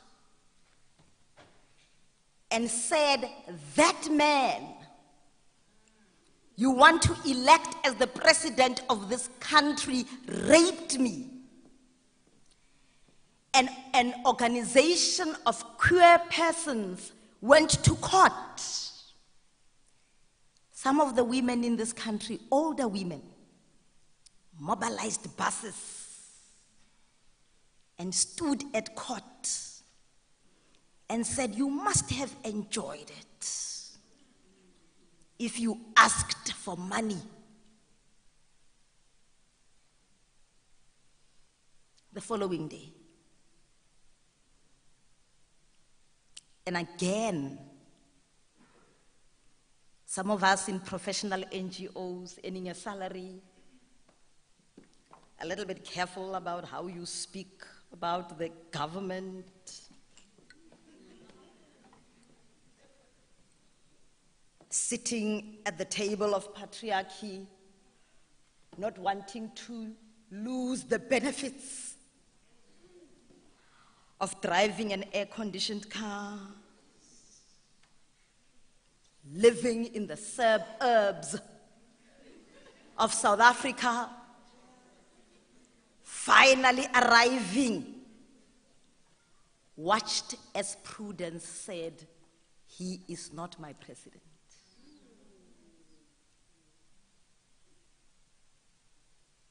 And like the 4 women of 1956 who led a march, it was almost a year before Fezeka, the black woman who went to exile in democratic South Africa because a man she regarded as her uncle raped her and ascended to power in this rainbow nation we call our country.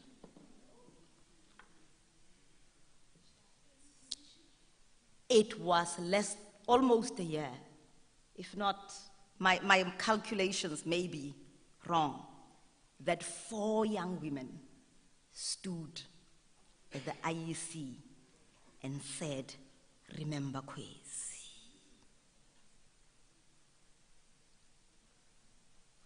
Prudence was not afraid to live her life fully. While we were walking around, because we were in the struggle, in our NGO t-shirts, Flo arrived in class. She looked good and she felt good. And she gave us permission to be sexy, to be gorgeous, and to still speak truth to power. So women like Prudence and all other women have always spoken. So the emphasis of want to speak about today to honor the spirit of Prudence Ntantala is the words, let's hear them.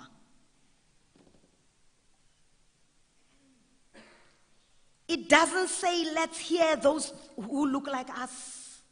It doesn't say let's hear those that are educated. It doesn't say let's hear those that are straight. It doesn't say let's hear those whose politics we agree with.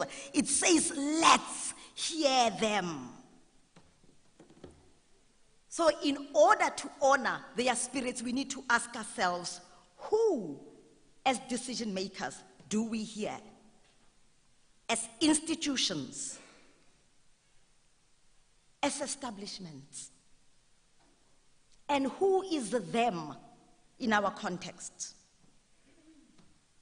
Are we hearing the voices of the lesbians in society, in our townships, who are being killed? Are we hearing the hungry post-COVID?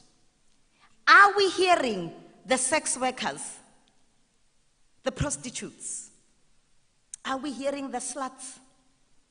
Are we hearing the whores? Are we hearing stoko? Are we hearing everyone? And if we don't, why don't we hear them? Now, there is something about patriarchy is that it is very rewarding. We all silence each other. You should just look at social media because we are all trying to find our seats at the seats of patriarchy. But also there is a fear because the change that women like Prudence is asking for is revolutionary. So indeed, if we heard everyone, all of us, men and women, who hold power will have to share that power. And I tell you now, once you have it, it's very difficult to give up.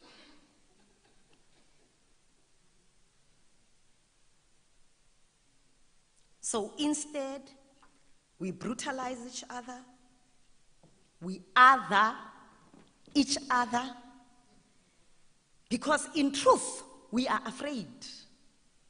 We come from a lack mentality that the more of us share the power, the less it is going to be for us. Because in truth, we don't feel enough inside. Because if we felt enough, we'll realize that we are undivisible. So how ought we be if we want to honor the spirit of those that went before us? Any system of oppression works when we other each other, when we work in isolation.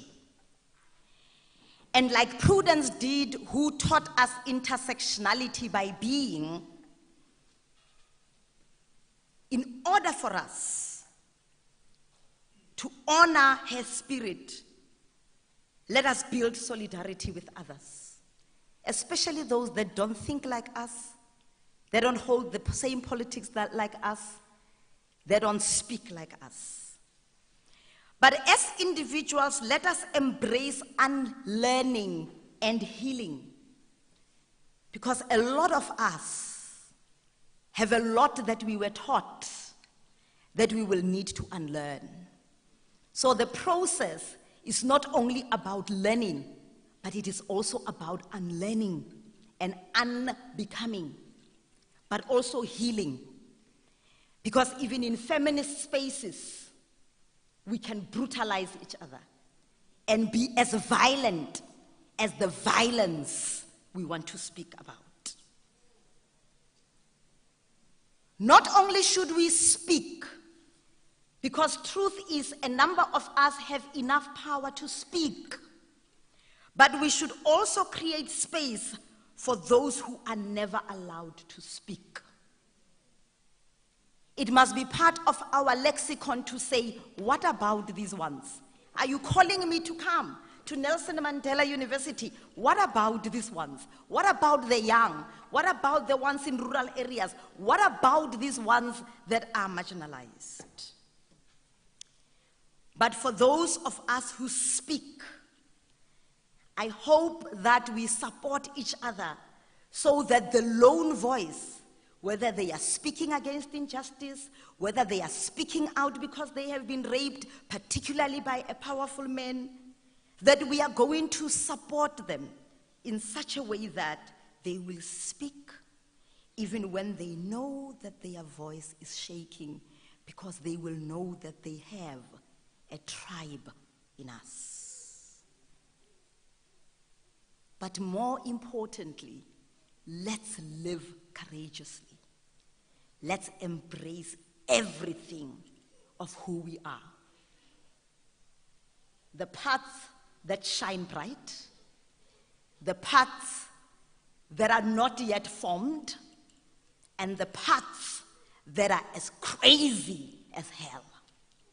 Let us find expression, but give each other the permission to express ourselves in all of our being and our humanity. Let us express who we are and encourage those that dare to express themselves. Let us encourage them to do so. I thank you.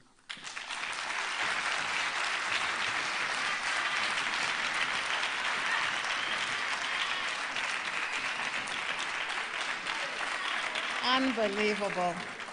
Thank you so much, Lebogang Ramafuko. Thank you so, so much. Let's embrace the parts of us that shine bright and encourage the parts that allow us to embrace our full humanity. We're going to move straight to the next section. And as I read, I won't read the two bios again because our speakers have already. I'm going to read Professor Zethu Matebeni's bio while I ask our two keynote speakers to join us on stage with Professor Matebeni. Professor Matebeni, of course, is one of the co-conceivers and organizers of this event. She is the NRF DSI SARChI Chair in Sexualities, Gender and Queer Studies at the University of Fort Hare. Zethu Matebeni is a sociologist, an activist, a writer, a documentary filmmaker. She has held positions at the University of the Western Cape and has been senior researcher at HUMA, Institute for Humanities in Africa at UCT. She has been a visiting professor at Yale University and received a numerous number of research fellowships, including those from the African Humanities Program, the FORT Foundation, the Fogarty International, and the National Research Institution. Zethu, I'm going to hand over to you.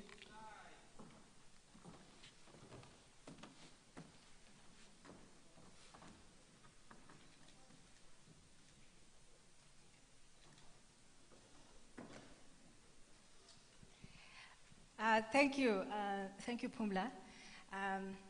What an honor and privilege to share the stage with the most inspiring people whose lives and whose works over the decades have actually shaped not only my thinking, but the thinking of the people I work with and collaborate with. Thank you for your words. Thank you for today. Thank you for your life's work. And thank you for doing the things you were talking about today. Not being scared, not being fearful. Because as you said, Mama, fear is a thing that takes us away from being courageous. Thank you for a beautiful lesson on African history. I hope, I'm sure many of us are like, wow, okay, moving through colonial history and coming to now, and also talking to us about what you call Ubuntu imbued leadership, which I think is so important. And as I was listening to you, I was, going through all of Dr. Phyllis Ntantala's archive, yeah, and and listening to you talking about, the African woman, and I'm thinking about her works in Women of the Reserves, talking about Ubuntu, and she wrote about Ubuntu, and talked and lamented the difficulties that actually Ubuntu has disappeared, and what is it that we are doing now? So you've just taken us back there, and brought us to the now. How do we become human again? How do we think about this idea of being human? Sislebu, yeah. I was actually so overwhelmed when you really brought Prudence to the room and brought everybody with you to the room. Thank you for that. We sometimes forget presence and we take it for granted. Yeah. Asihambi sodwa. Asihambi sodwa. So ndiyabulela ngoba usikhumbuzile ukuthi yeah, singabantu and singabantu abanobuntu, abantu abanezinto ezisebenzayo around us. Yeah. So thank you for that. I don't want to be very long. I'm sure, the theme for this lecture is let us hear them speak. And you so eloquently talked about the them, yeah? Who is them? And I think this is many of us. And there are many people in the room, and I would like to invite you to be in conversation, to speak, yeah? To exercise the ability to speak. Lewu said, we have always been speaking in many different ways.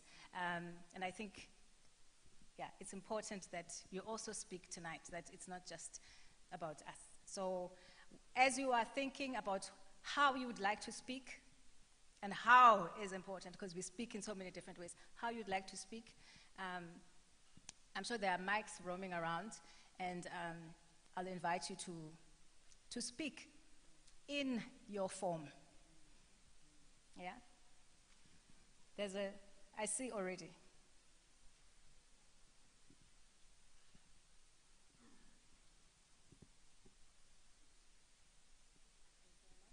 Is there a mic? Yes. Yeah. Okay, let me see the second hand. Okay, there's a second hand over there. Thank you. That's second. So we'll take a round and then we'll come back. Thank you.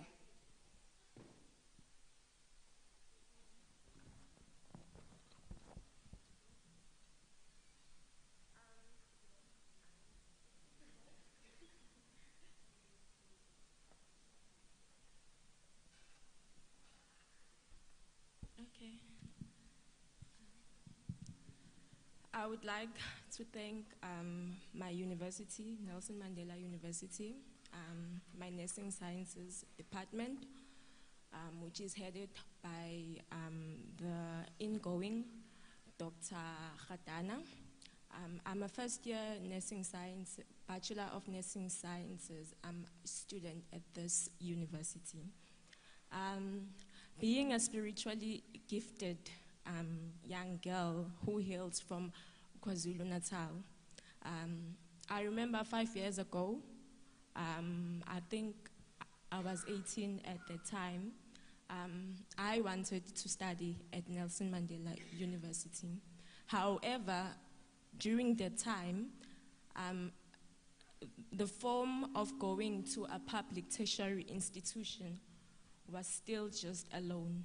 So being a young girl who is raised from KwaZulu-Natal, from a small town called Stenga, formerly known as Groudville, of which I'm matriculated from Groudville High School. So as I'm standing here, I'm not just representing Nelson Mandela University, but I am also representing the entire Ilembe district in KwaZulu-Natal. So I have a sister who was a student at the University of Cape Town, Thokozile Xele. She graduated on the 30th of March.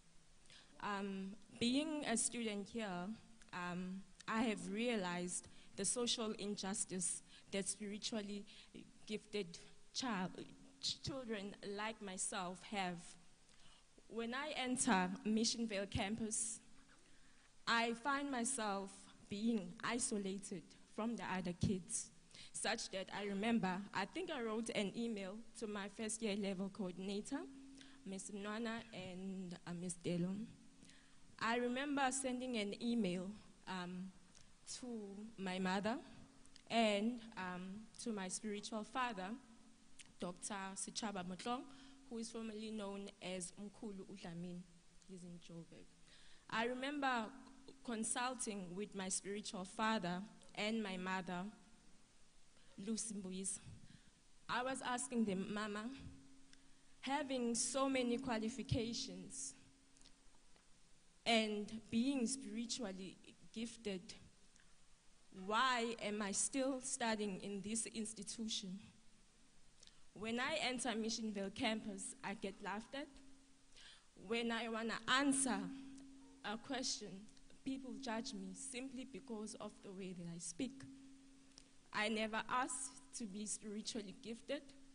However, it is how I was born.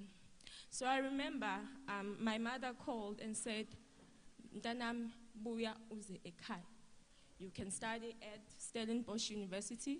We have family there, or you can study at Medunsa, which is now, I think it's Sefako Mekhanto, because I have family there. I remember, I think I was coming back from Livingston Hospital, and normally I stayed at SSV. My spiritual father, Dr. Motlong, called. He was like, Nana, Zolunga. And as I walked out, I stayed at the end block. I was wearing my Bachelor of Nursing Sciences thingy, and as I entered my race, I remember the incidences that had been taken care. I think there's a nurse at one of the institutions who lashed out at me simply for being the way that I am.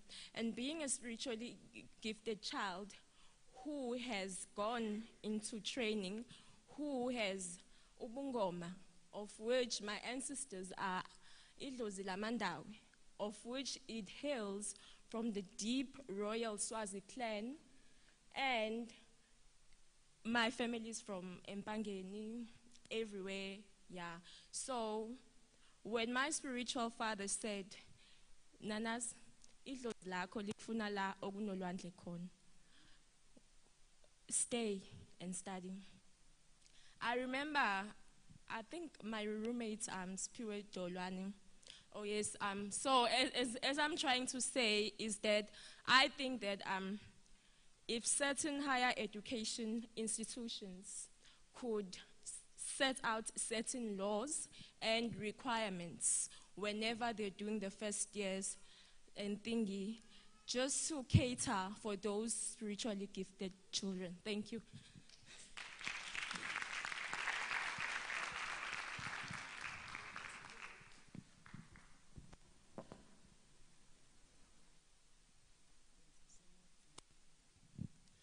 Good evening. I'm not quite sure it's afternoon or evening. So my name is Nikita. I studied here, did a lot of studying here. Let's say, but one qualification that was quite amazing to study was social work, and was quite amazing looking at the history of social work, especially in South Africa. So I am the acting director of Isidima Collective, a non-profit organization based on sexual, sex, and gender diverse constituency, right? I won't say LGBTI because you could always miss something, right? And in terms of my interaction with, let's say, the institution, these institutions always say they are white. They are white, they are men, they are cisgender men, they are racist, and we know that. But you get in and you see a white face in front of you, right? Or you see a black face in front of you, and you see a woman in front of you, and you want to feel comfortable because it's a reflection of yourself. But as the previous speaker has alluded, once the conversation starts, it's just a black face, but underneath it's a white body. My experience, or I just wanted to lay that ground and ask that question: what happened, really? What happened? As we talk about HIV and AIDS, if we're going to talk about, let's say, Prudence, and talk about the fight for HIV/AIDS, I think of when HIV/AIDS was called gay cancer, right? When it was first discovered in the late 1990s, Ronald Reagan refused to acknowledge it. At least here, when Biggie acknowledged it was HIV/AIDS, but not, and it ended there, not that it could go to HIV. It was HIV, but it never went to AIDS. And how in, I think, 1999, a group of people, if not group of people, there was an old woman whose child has passed away, right? They did that demonstration in Cape Town. There was a law student, there was a medical doctor, there was this black grandmother who's looking after children before they formed the treatment action campaign.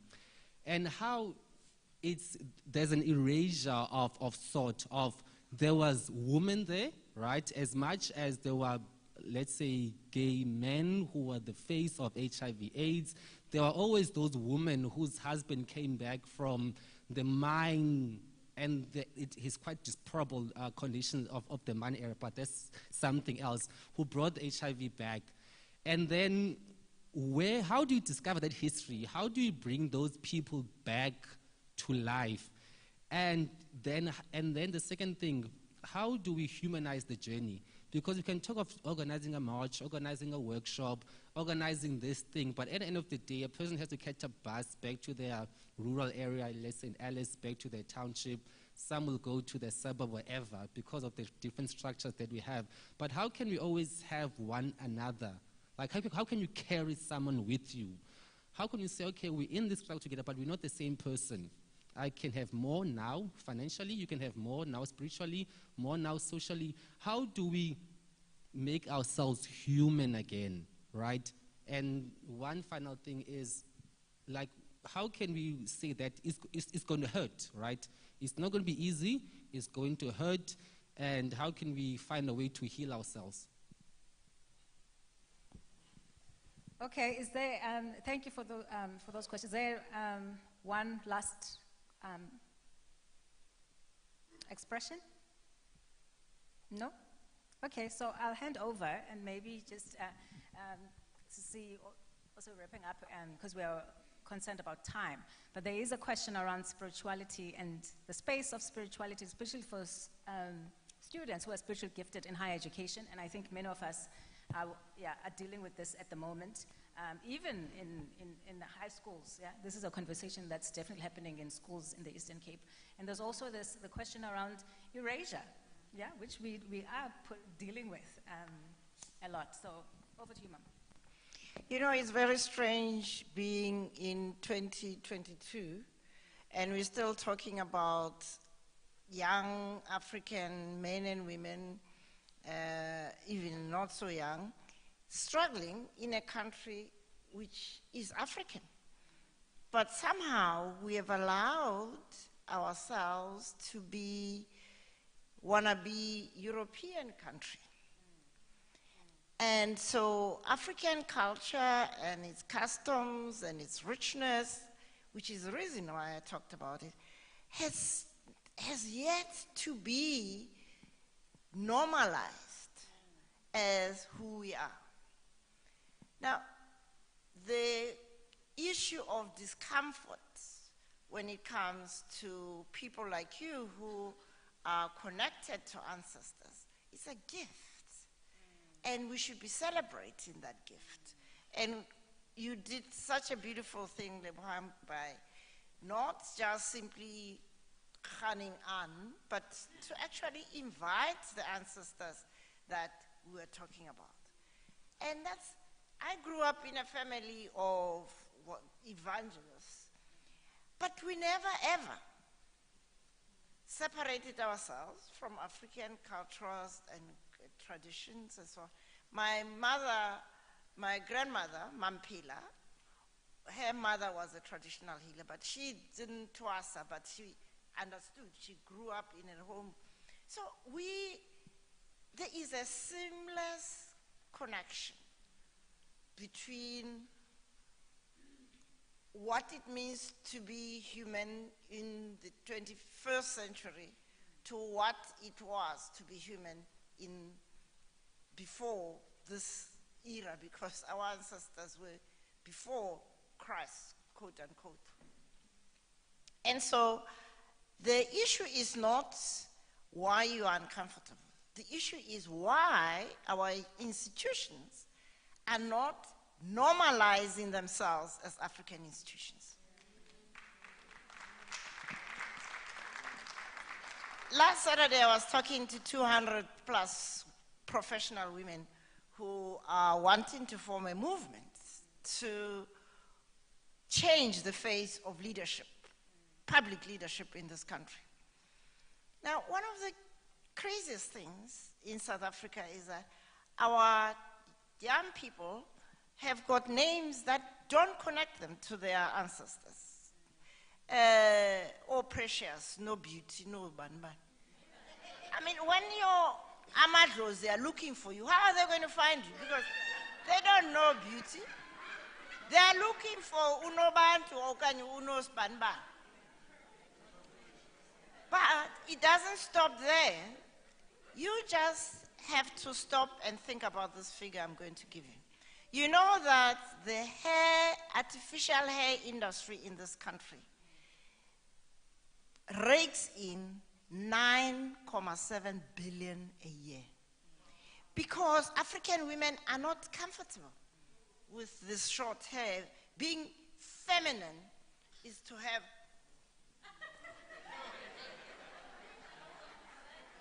so that's why I think it links to the issue of healing.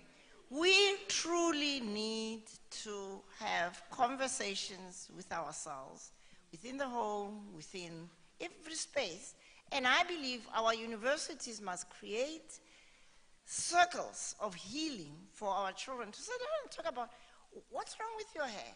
Why do you have to spend so much money to look some, even skin lightening creams, which we know damage skin, they're still being sold underground because we are not proud of who we are. And so, Mdana, the problem is not yours. What Desmond Tutu used to say, why are you worried about what other people are saying? It's their problem. You are blessed.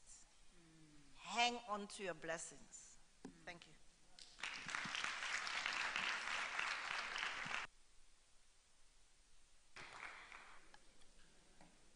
So when you raise the question of representation, it speaks to, for me, what Phumla said when she introduced me about the history of Soul City, which is, I think, yet another thing that we need to speak about representation and narrative. When Soul City started, a month after the first democratic elections in South Africa, before then, the stories on mainstream television that had black characters was Trompi and the Boxombende. Those in my generation will know. And the characters that were black there were stupid or they were made fools, the same way as this other comedian whose name now evades me, Leon Schuster, about the representation of blackness.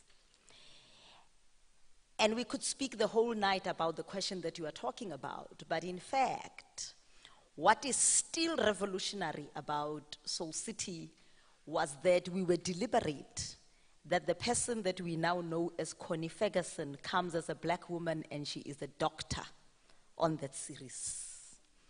And that the representation of blackness in that series, even the representation of black people who were in shacks, were of people with agency and with power.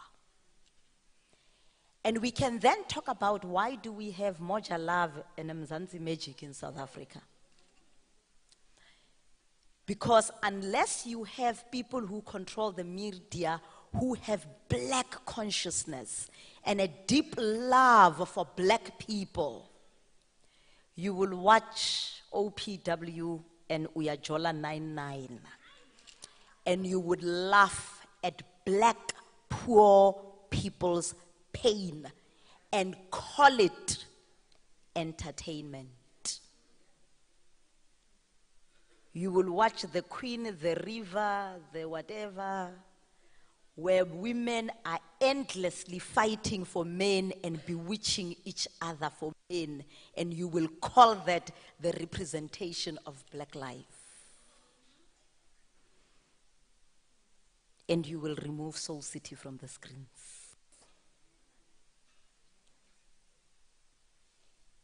Because it dares to not only show the issues that black people are going through, but it shows somebody who, in the last episode of Series 1, shown in June 1995, says, I've got HIV, and nobody says, and I can take you blow by blow as to the decisions that were taken about the representation of how we represent blackness in that series. And for as long as our aspiration of excellence is European-driven capitalistic ideology, we will have all of these issues. Because nizilibele kubana nizalwa ngobani. And I think the other question that you ask about, how do you take them along with you? My biggest lesson is that in fact, we need not take anybody with us. We need to recognize people's agency. And so when I hear words empower, I die a million deaths inside. When I hear women empowerment, I swear inside.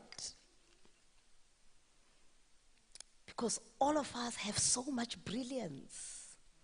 And it is the systemic and structural barriers. When a child is 11 months, it's 1 year, it's whatever, and they are about to grow teeth, they don't need empowerment. That stuff just goes out. When they walk, particularly with my children, they never crawled. One day they stood up and walked, and they were like, I'm going to do this thing. All you need to do is to remove the things that will burn them. And that is what systemic and structural barriers look like for all of us. And in education, in the economy, in everything, we've put so many barriers that for all of us as black people, what we aspire is to be like them. When the young people were fighting about Hare in institutions, I said to them, in fact, there's nobody who irritates me in South Africa like a black middle class. Because we signed those forms that says our children will look respectable, their hair will be cut up to the hair. First and foremost, I've got alopecia, so you can't even cut my hair up to the hair and stuff. And we then let our children go into the battleground and then fight to keep their own hair. Because we ascribe, why have the tenderpreneurs and the billionaires not started Africanist black schools? Why are we taking our children to Kuro and St. David and St. what and St. what and St. what, St. what? Kuyathengwa ngoku, ku-rough. Some of them correct you, ndithi yo ndiza kuqhwaba, because I acquired that English yakho. I will hit it out of you. But the truth is, in our emptiness, we have not even recognized that we have so much power that we have not started our own institutions. So as much as we call out these institutions that we see, we need to call ourselves out, because we have failed to create institutions that are our own.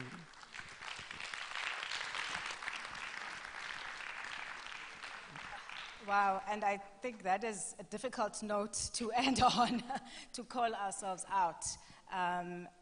Yeah, and that is a huge challenge I think many of us have to take forward. And it is really in the spirit of what both of you have invited us to think about today, to think about the importance of, as you were talking to Ntantala, you reminded us about, self-liberation. Yeah, and part of it is to free the person inside that has been in bondage from other forms of, self-bondage, and also colonial bondage and systemic bondage, as you are saying. But yeah, I think there's a serious journey and a challenge that you've called us to take. So thank you very much for both your words. It's getting late, but we really appreciate your presence. Thank you.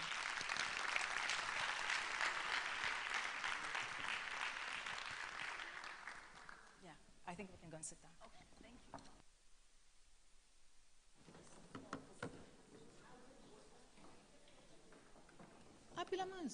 Oh, sorry. Thank you very much, Professor Mabele, Dr. Rampele, and Ms. Ramafoko.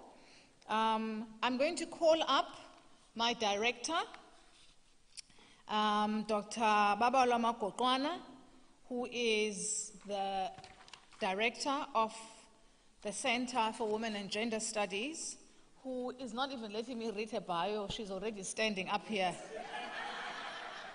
Who is a fellow of the African Humanities Program and the research associate of the South African Research Chairs Initiatives in Social Policy at the University of South Africa, the interim director for the Center for Women and Gender Studies at Nelson Mandela University, one of the people who came up with and conceived of the work we're doing today, of the lecture, and principal investigator of the Catalytic Project on Maternal Legacies of Knowledge in the Eastern Cape, supported by the NIHSS, National Institute for the Humanities and Social Sciences. She was also a recipient of the National Research Foundation, First Rand Foundation sabbatical grant for her project on women-centered vernacular sociologies of the Eastern Cape. Thank you so much, Professor Kol. I'm not going to go through everything that I have prepared. I'm worried it's late. To the Vice Chancellors and everyone, protocol observed. This is part of curating the creative writing for students from high schools that are here, undergrad and postgraduate, has been a deliberate effort of African feminists that have been here at Rhodes University, Nangia Uspokas, Uzethu Matebeni, Phumla Qola, and many others. We are trying to deal with what Tamsanqatisani named as intellectual cleansing, intlambululo, of the invisibilization and silencing of women's contribution to knowledge, specifically in the Eastern Cape. David Webb says, one person sometimes would be astonished to think that Eastern Cape had, when they see the women's contributions intellectually in this part of the country, they will think that only men wrote in this country. We have a rich heritage that Umama was talking about. So the scholarship started in 2019 when the Center for Women and Gender Studies started. We saw the gender workshops as part of creating an alternative curriculum in a way to complement what is happening in the mainstream curriculum. And in 2021, that's when we started having more than 42 students across this province from Gqeberha to Mthatha. Students were trained here in Gqeberha Epine Lodge on how to write gender, how to dignify women. It was students across different spectrums. So today, we're honoring some of the students who have participated across the region and in trying to make reading and writing fashionable, to engaging the works of the people that we're honoring today, so that the legacies can not only end here, but live in our curriculum, in our research every day. We are going to take it to schools. Already the undergrads were the most entries in the creative work. With those few words, let me ask Professor Maseko to come on stage. She is the Executive Dean of Humanities at Nelson Mandela University. She is a sociolinguistics scholar. She previously worked as a coordinator of the South African Norway Tertiary Development Project on multilingualism in the same institution, and the University of Cape Town, and the National Language Project. She has served as a member of various provincial and national task teams on matters related to languages and their role in access and success in higher education for students speaking languages other than English. She is the executive member of the African Languages Association of Southern Africa. Colleagues, friends, allies, please welcome Professor Maseko.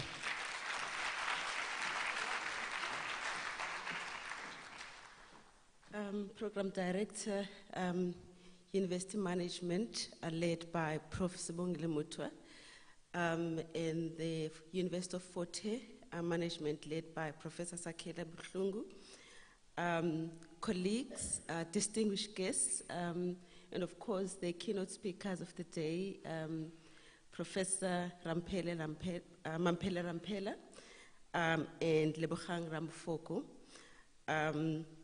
Students who I think have left, I wanted to acknowledge them, they've left already. My colleagues here today, good evening, Diabulisa Molweni. I have a small role to play, but very significant to kind of conclude the occasion. And it is to acknowledge and announce the winners of the student creative competition that is part of this lecture. So the Dr. Phyllis Ntantala and Prudence Mabele Public Lecture Organizing Committee invited undergraduate and postgraduate registered students across the Eastern Cape to enter a creative competition in honor of Dr. Phyllis Ntantala and Prudence Mabele's legacies.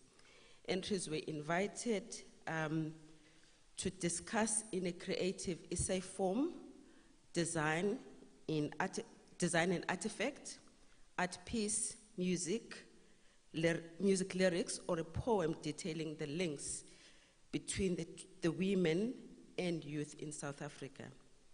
The committee received an overwhelming response from students from the 4 universities in the region. The Nelson Mandela University, Rhodes University, University of Forte, and Walter Sisulu University. We are thrilled that students took this call seriously.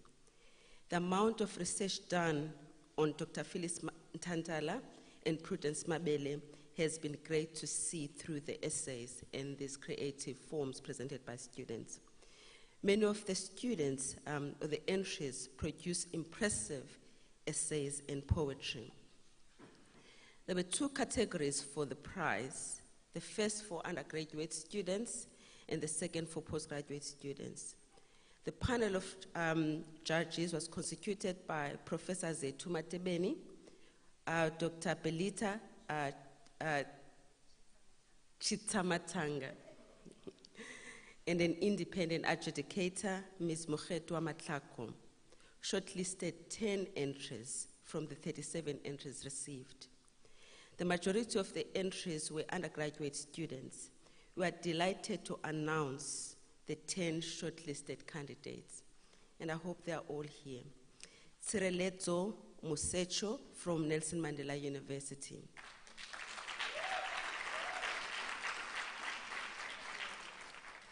Precious Fadzai Mupundi from University of Fort Hare. Ambesa Mahlulo, also from University of Fort Hare.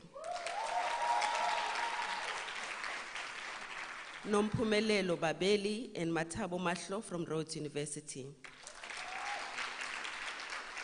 Travis Dodis from Nelson Mandela University. Rebecca, excuse me, my pronunciation here, Rebecca Sitena from Nelson Mandela University. Sandy Malande, also from Nelson Mandela University. Natalie Trioski from Nelson Mandela University. Puma Mamela from University of Fort Hare. And Luyolo Vukuza. So those are the 10 shortlisted candidates. So now, distinguished guests, it is my pleasure to announce the winners of the 5,000 cash prize and books. For category 1, the winner is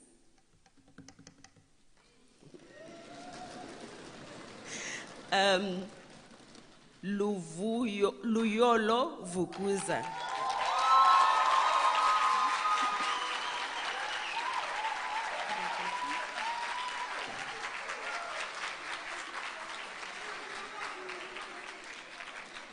Let me read just briefly about Luyolo as he comes up. Luyolo is a second-year student at Walter Sisulu University. And Luyolo produced a really inspiring poem, Inkwenkwezi Eziqaqambileyo, Shining Stars.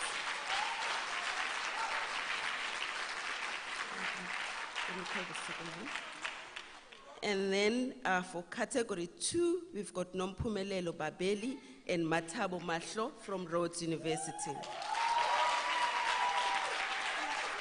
And whose essay, Women Are Robbed of Their Ability to Live and Live On, and poetry, Let the Walls Crumble, and We Didn't Know It Was a Crime, an original poem inspired by a quote from Prudence Mabele's 2013 interview, where she refers to the pervasiveness of rape in South Africa. So,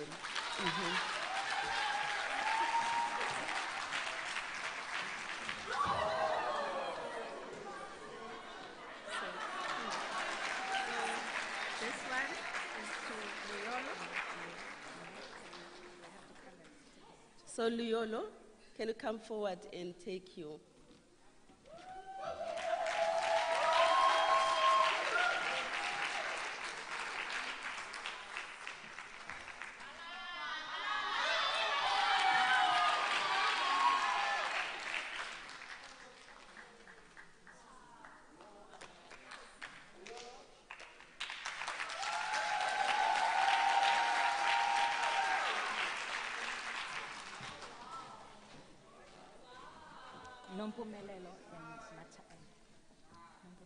Oh yes, so Nompumelelo and Matabo.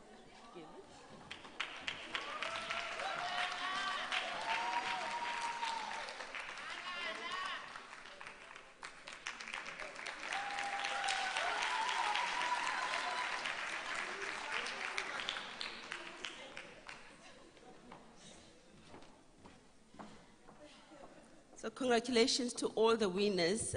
I see Nelson Mandela. We were just giving respect to the visitors. So we'll do it next time.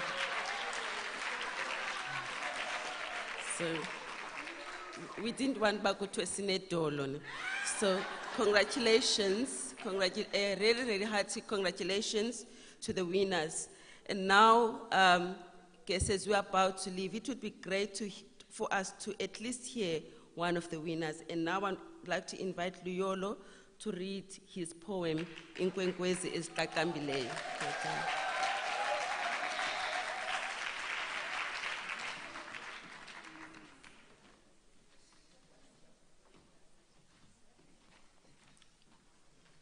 Ngatsho mazisi kaphalo nani magorha akowethu kuninonke maniqale ngokunikhahlela nani mabandla asekhaya ndisithi kusekhaya nalapha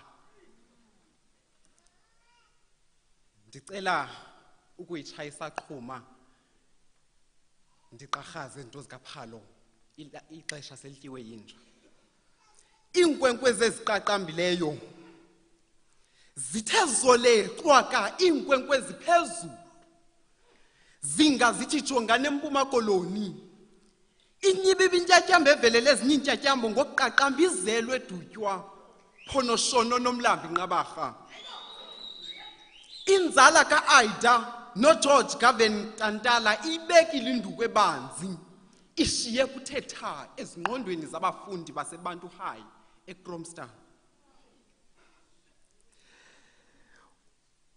ukanti kwanocollege Fort Hare eUnisa nakwele Ntlanzi bathi bambonile khula de wangumakhwekhwetha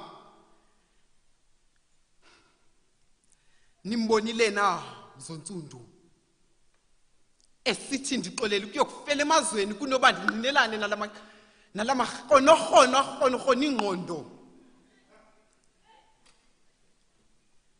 nimbonile na umfazi wakwaJordan ephuma intsibe ebhabhe emafini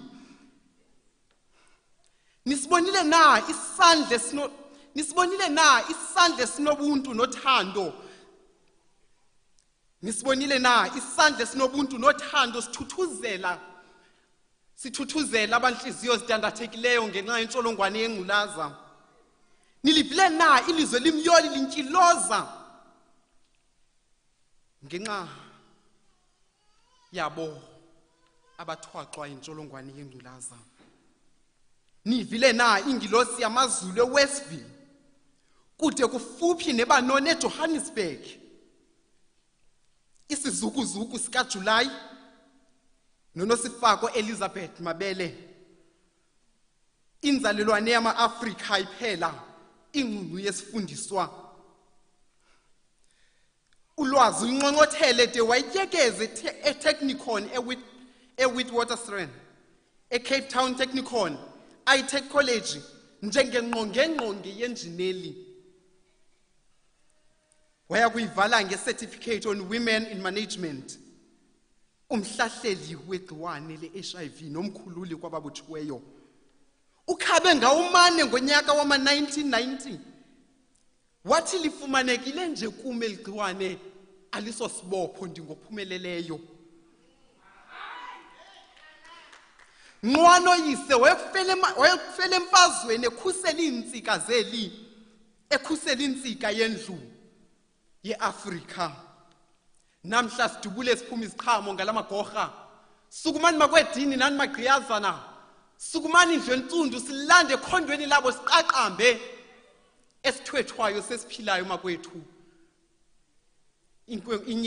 inkwenkwezi eqaqambileyo idlalile indima nathi masiqaqambe enkosi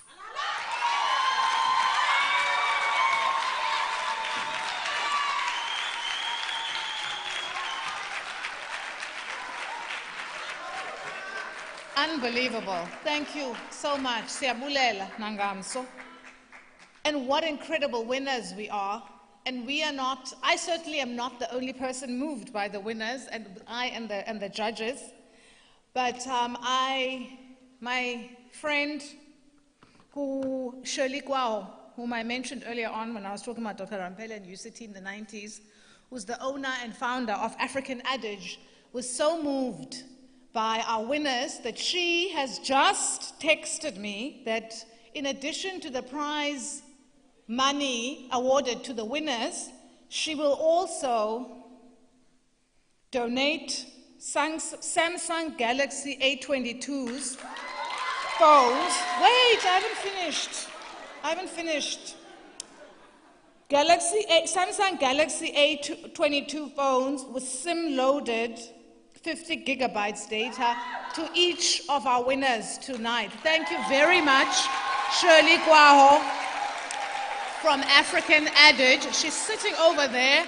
She's not going to stand no matter what I do. in the pink with the big afro.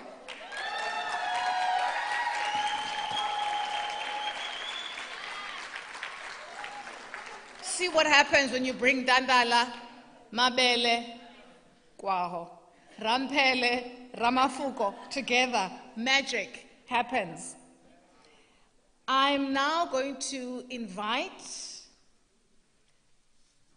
to give her closing remarks, the Deputy Vice Chancellor for Research from the University of Fort Hare, Dr. Ntantala and Prudence, who is the new Deputy Vice Chancellor for Research, Partnerships and Innovation.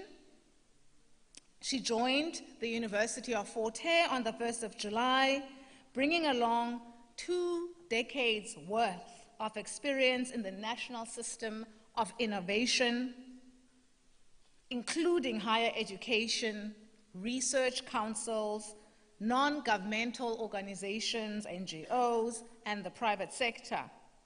Before joining the University of Fort Hare, she held the position Director, Research and Innovation at another university in Gauteng. I'm sorry, at the University of Pretoria, where she played a leading role in providing strategic direction for the research, innovation, and internationalization portfolio of the university. Dr. Ntantala and Prudence, over to you.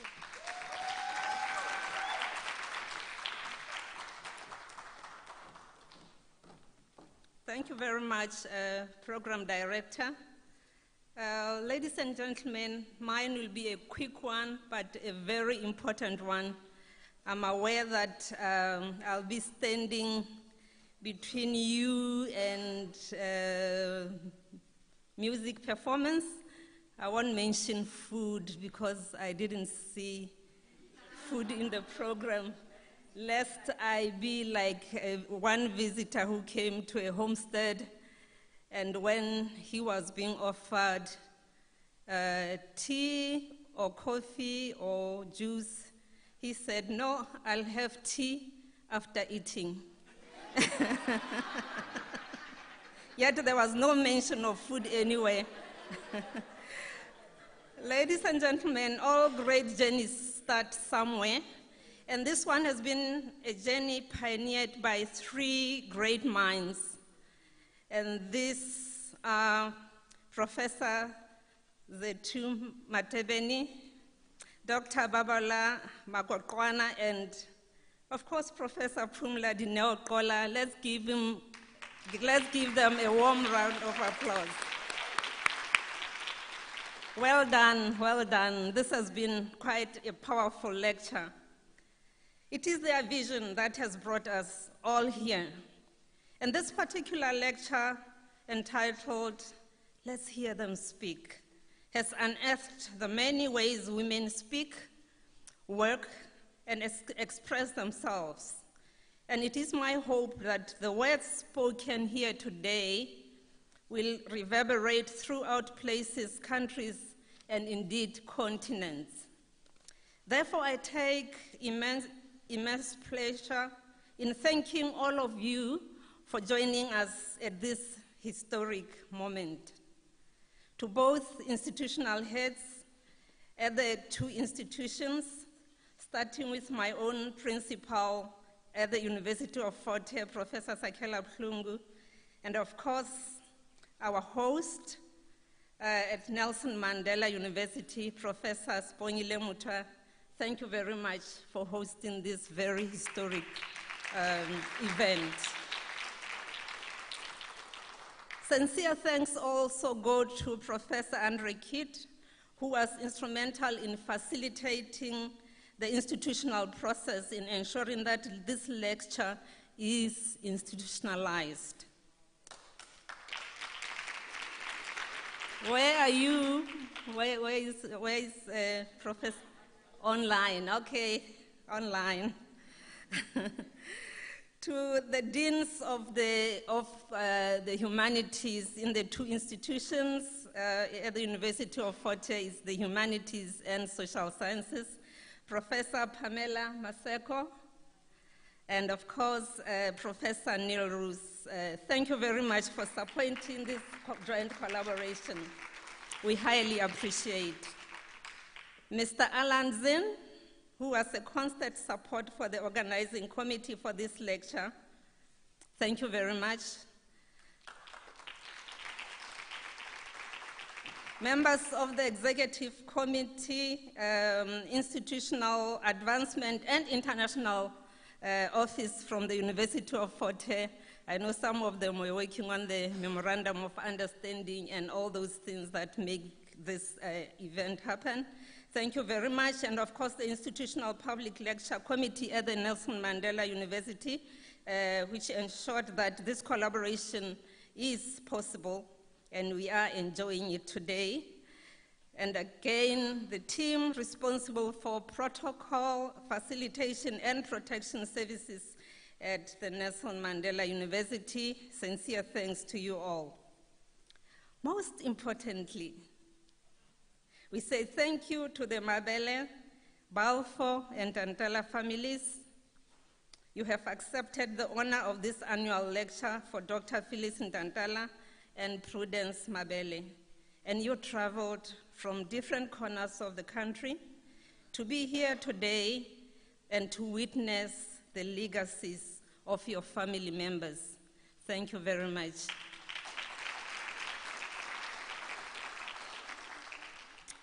To the keynote speakers, wow. Wow. Shoo. Dr. Mampela Rampele and Ms. Lebogang Ramafoko, you continue to be the vessels of knowledge and wisdom. And we say to you, we highly appreciate for that, captivating a lecture as well as thought-provoking words that really got us thinking. Thank you. We highly, highly appreciate. And of course, to Gloria Bosman for gracing us with your presence. It has been a great pleasure listening to you and being creatively fed by your works. The marketing and communication team at Nelson Mandela University and of course the University of Hare for ensuring that the audiences all over can access the lecture via YouTube, the university websites, social media platforms, and print media. And to the students who took the time to research, respond, and write those creative essays, may you continue learning and expanding your academic endeavors through this lecture. And again, congratulations to the winners and everyone who participated. Thank you to all the learners. I see most of them left from different schools who are with us today. And finally, to the organizing teams at NMU, through the NRF SARChI Chair in African Feminist Imagination and the Center for Women and Gender Studies, and also the University of Fort has the NRF SARChI Chair in Genders, Sexualities and Queer Studies. Thank you for creating such an enriching and intellectually stimulating public lecture. I think they deserve another warm round of applause.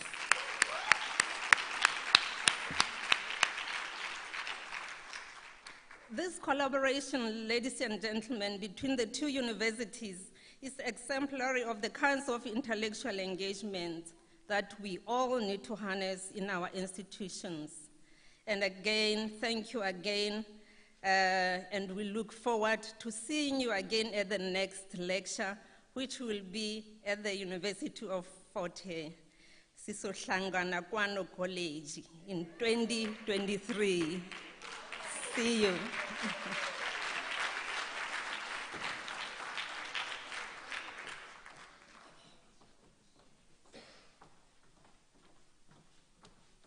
Wow.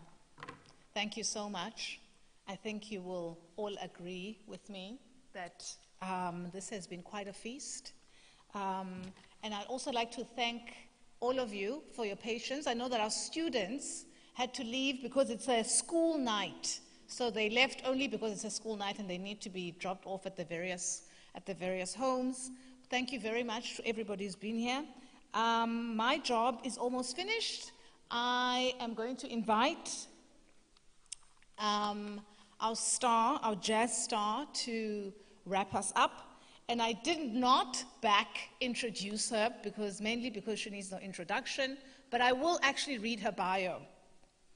With a long list of accolades, including 2 SAMAs, South African Music Awards, 2 KORA nominations, and 11 SAMA nominations, Gloria Bosman has earned her status as one of South Africa's most celebrated singers. Although originally trained in opera, Bosman's singing style is entirely unique. You will know this firsthand from having listened to her earlier, and perhaps before that. She epitomizes Afro soul with every performance, captivates her audience with the sensuality of jazz. She has shared the stage with musical legends, Hugh Masekela, Sibongile Khumalo, Moses Milelekwa, Tananas, and Sipho Mabuse, to name a few. Each of her five albums has been an unmitigated success. Her debut offering Tranquility earned her the coveted award for Best Newcomer, as well as nominations for Best Contemporary Jazz Album and Best Female Artist at the 2001 SAMAs. Her latest offering, Emzini, has proved to be another triumph, and besides a warm public reception, has enjoyed widespread radio airplay and television exposure. Ladies and gentlemen, I can't believe I just said ladies and gentlemen. I must be really tired. Help me in welcoming Gloria Bosman.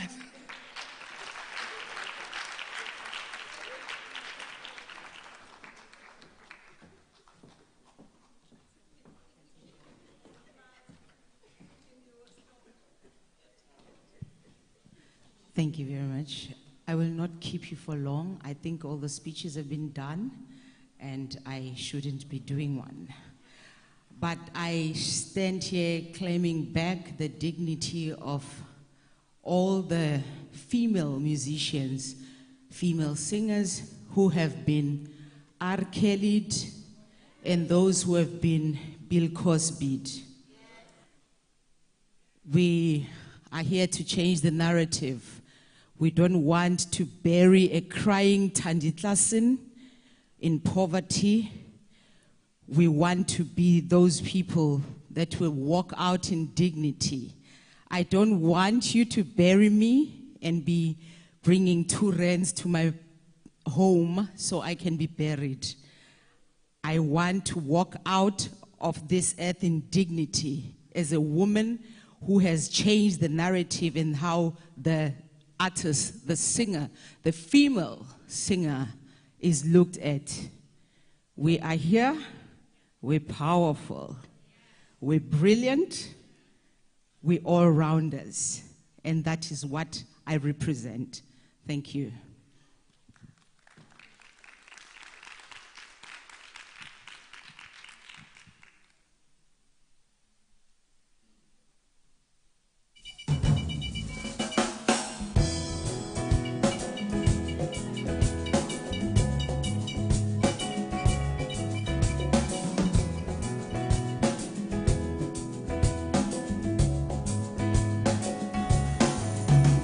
I'd like to take a minute, just sit right there. I'll tell you a bit about where I've been. I've been up, I've been down, out in the cold, out in the storm. I'd go out to the rain so that no one can see my tears.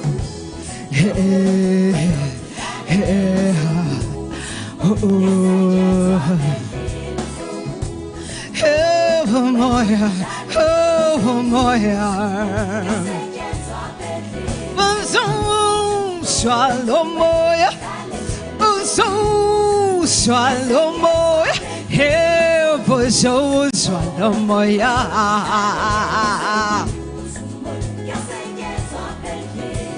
Life may seem to you like a walk in the park, no care, no fear, just going by.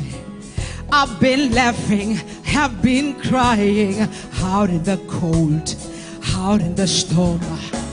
I gaze into space just to keep my feet rather on the ground.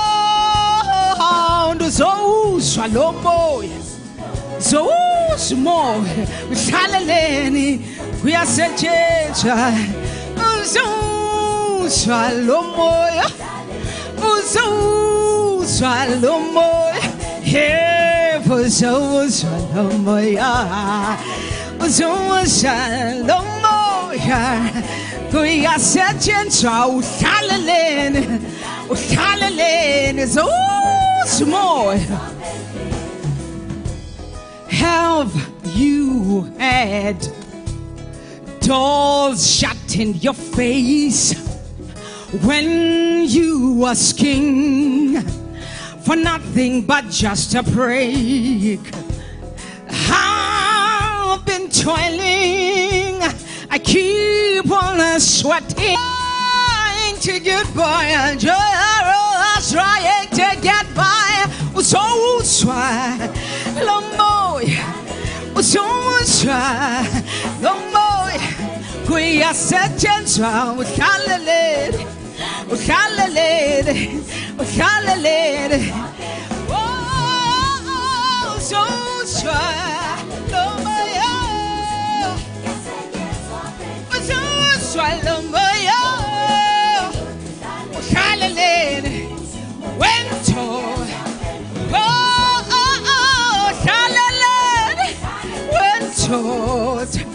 so small, so small, Hallelujah, Hallelujah, we are set to try when no Hallelujah, when no Hallelujah, Hallelujah,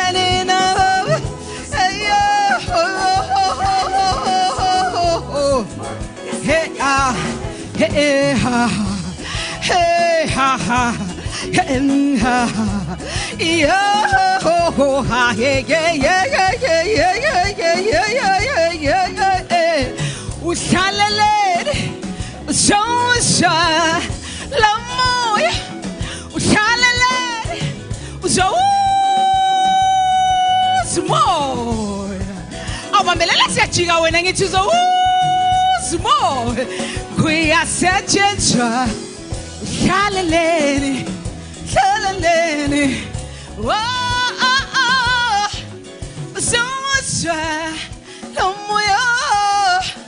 I forgot my quarantine.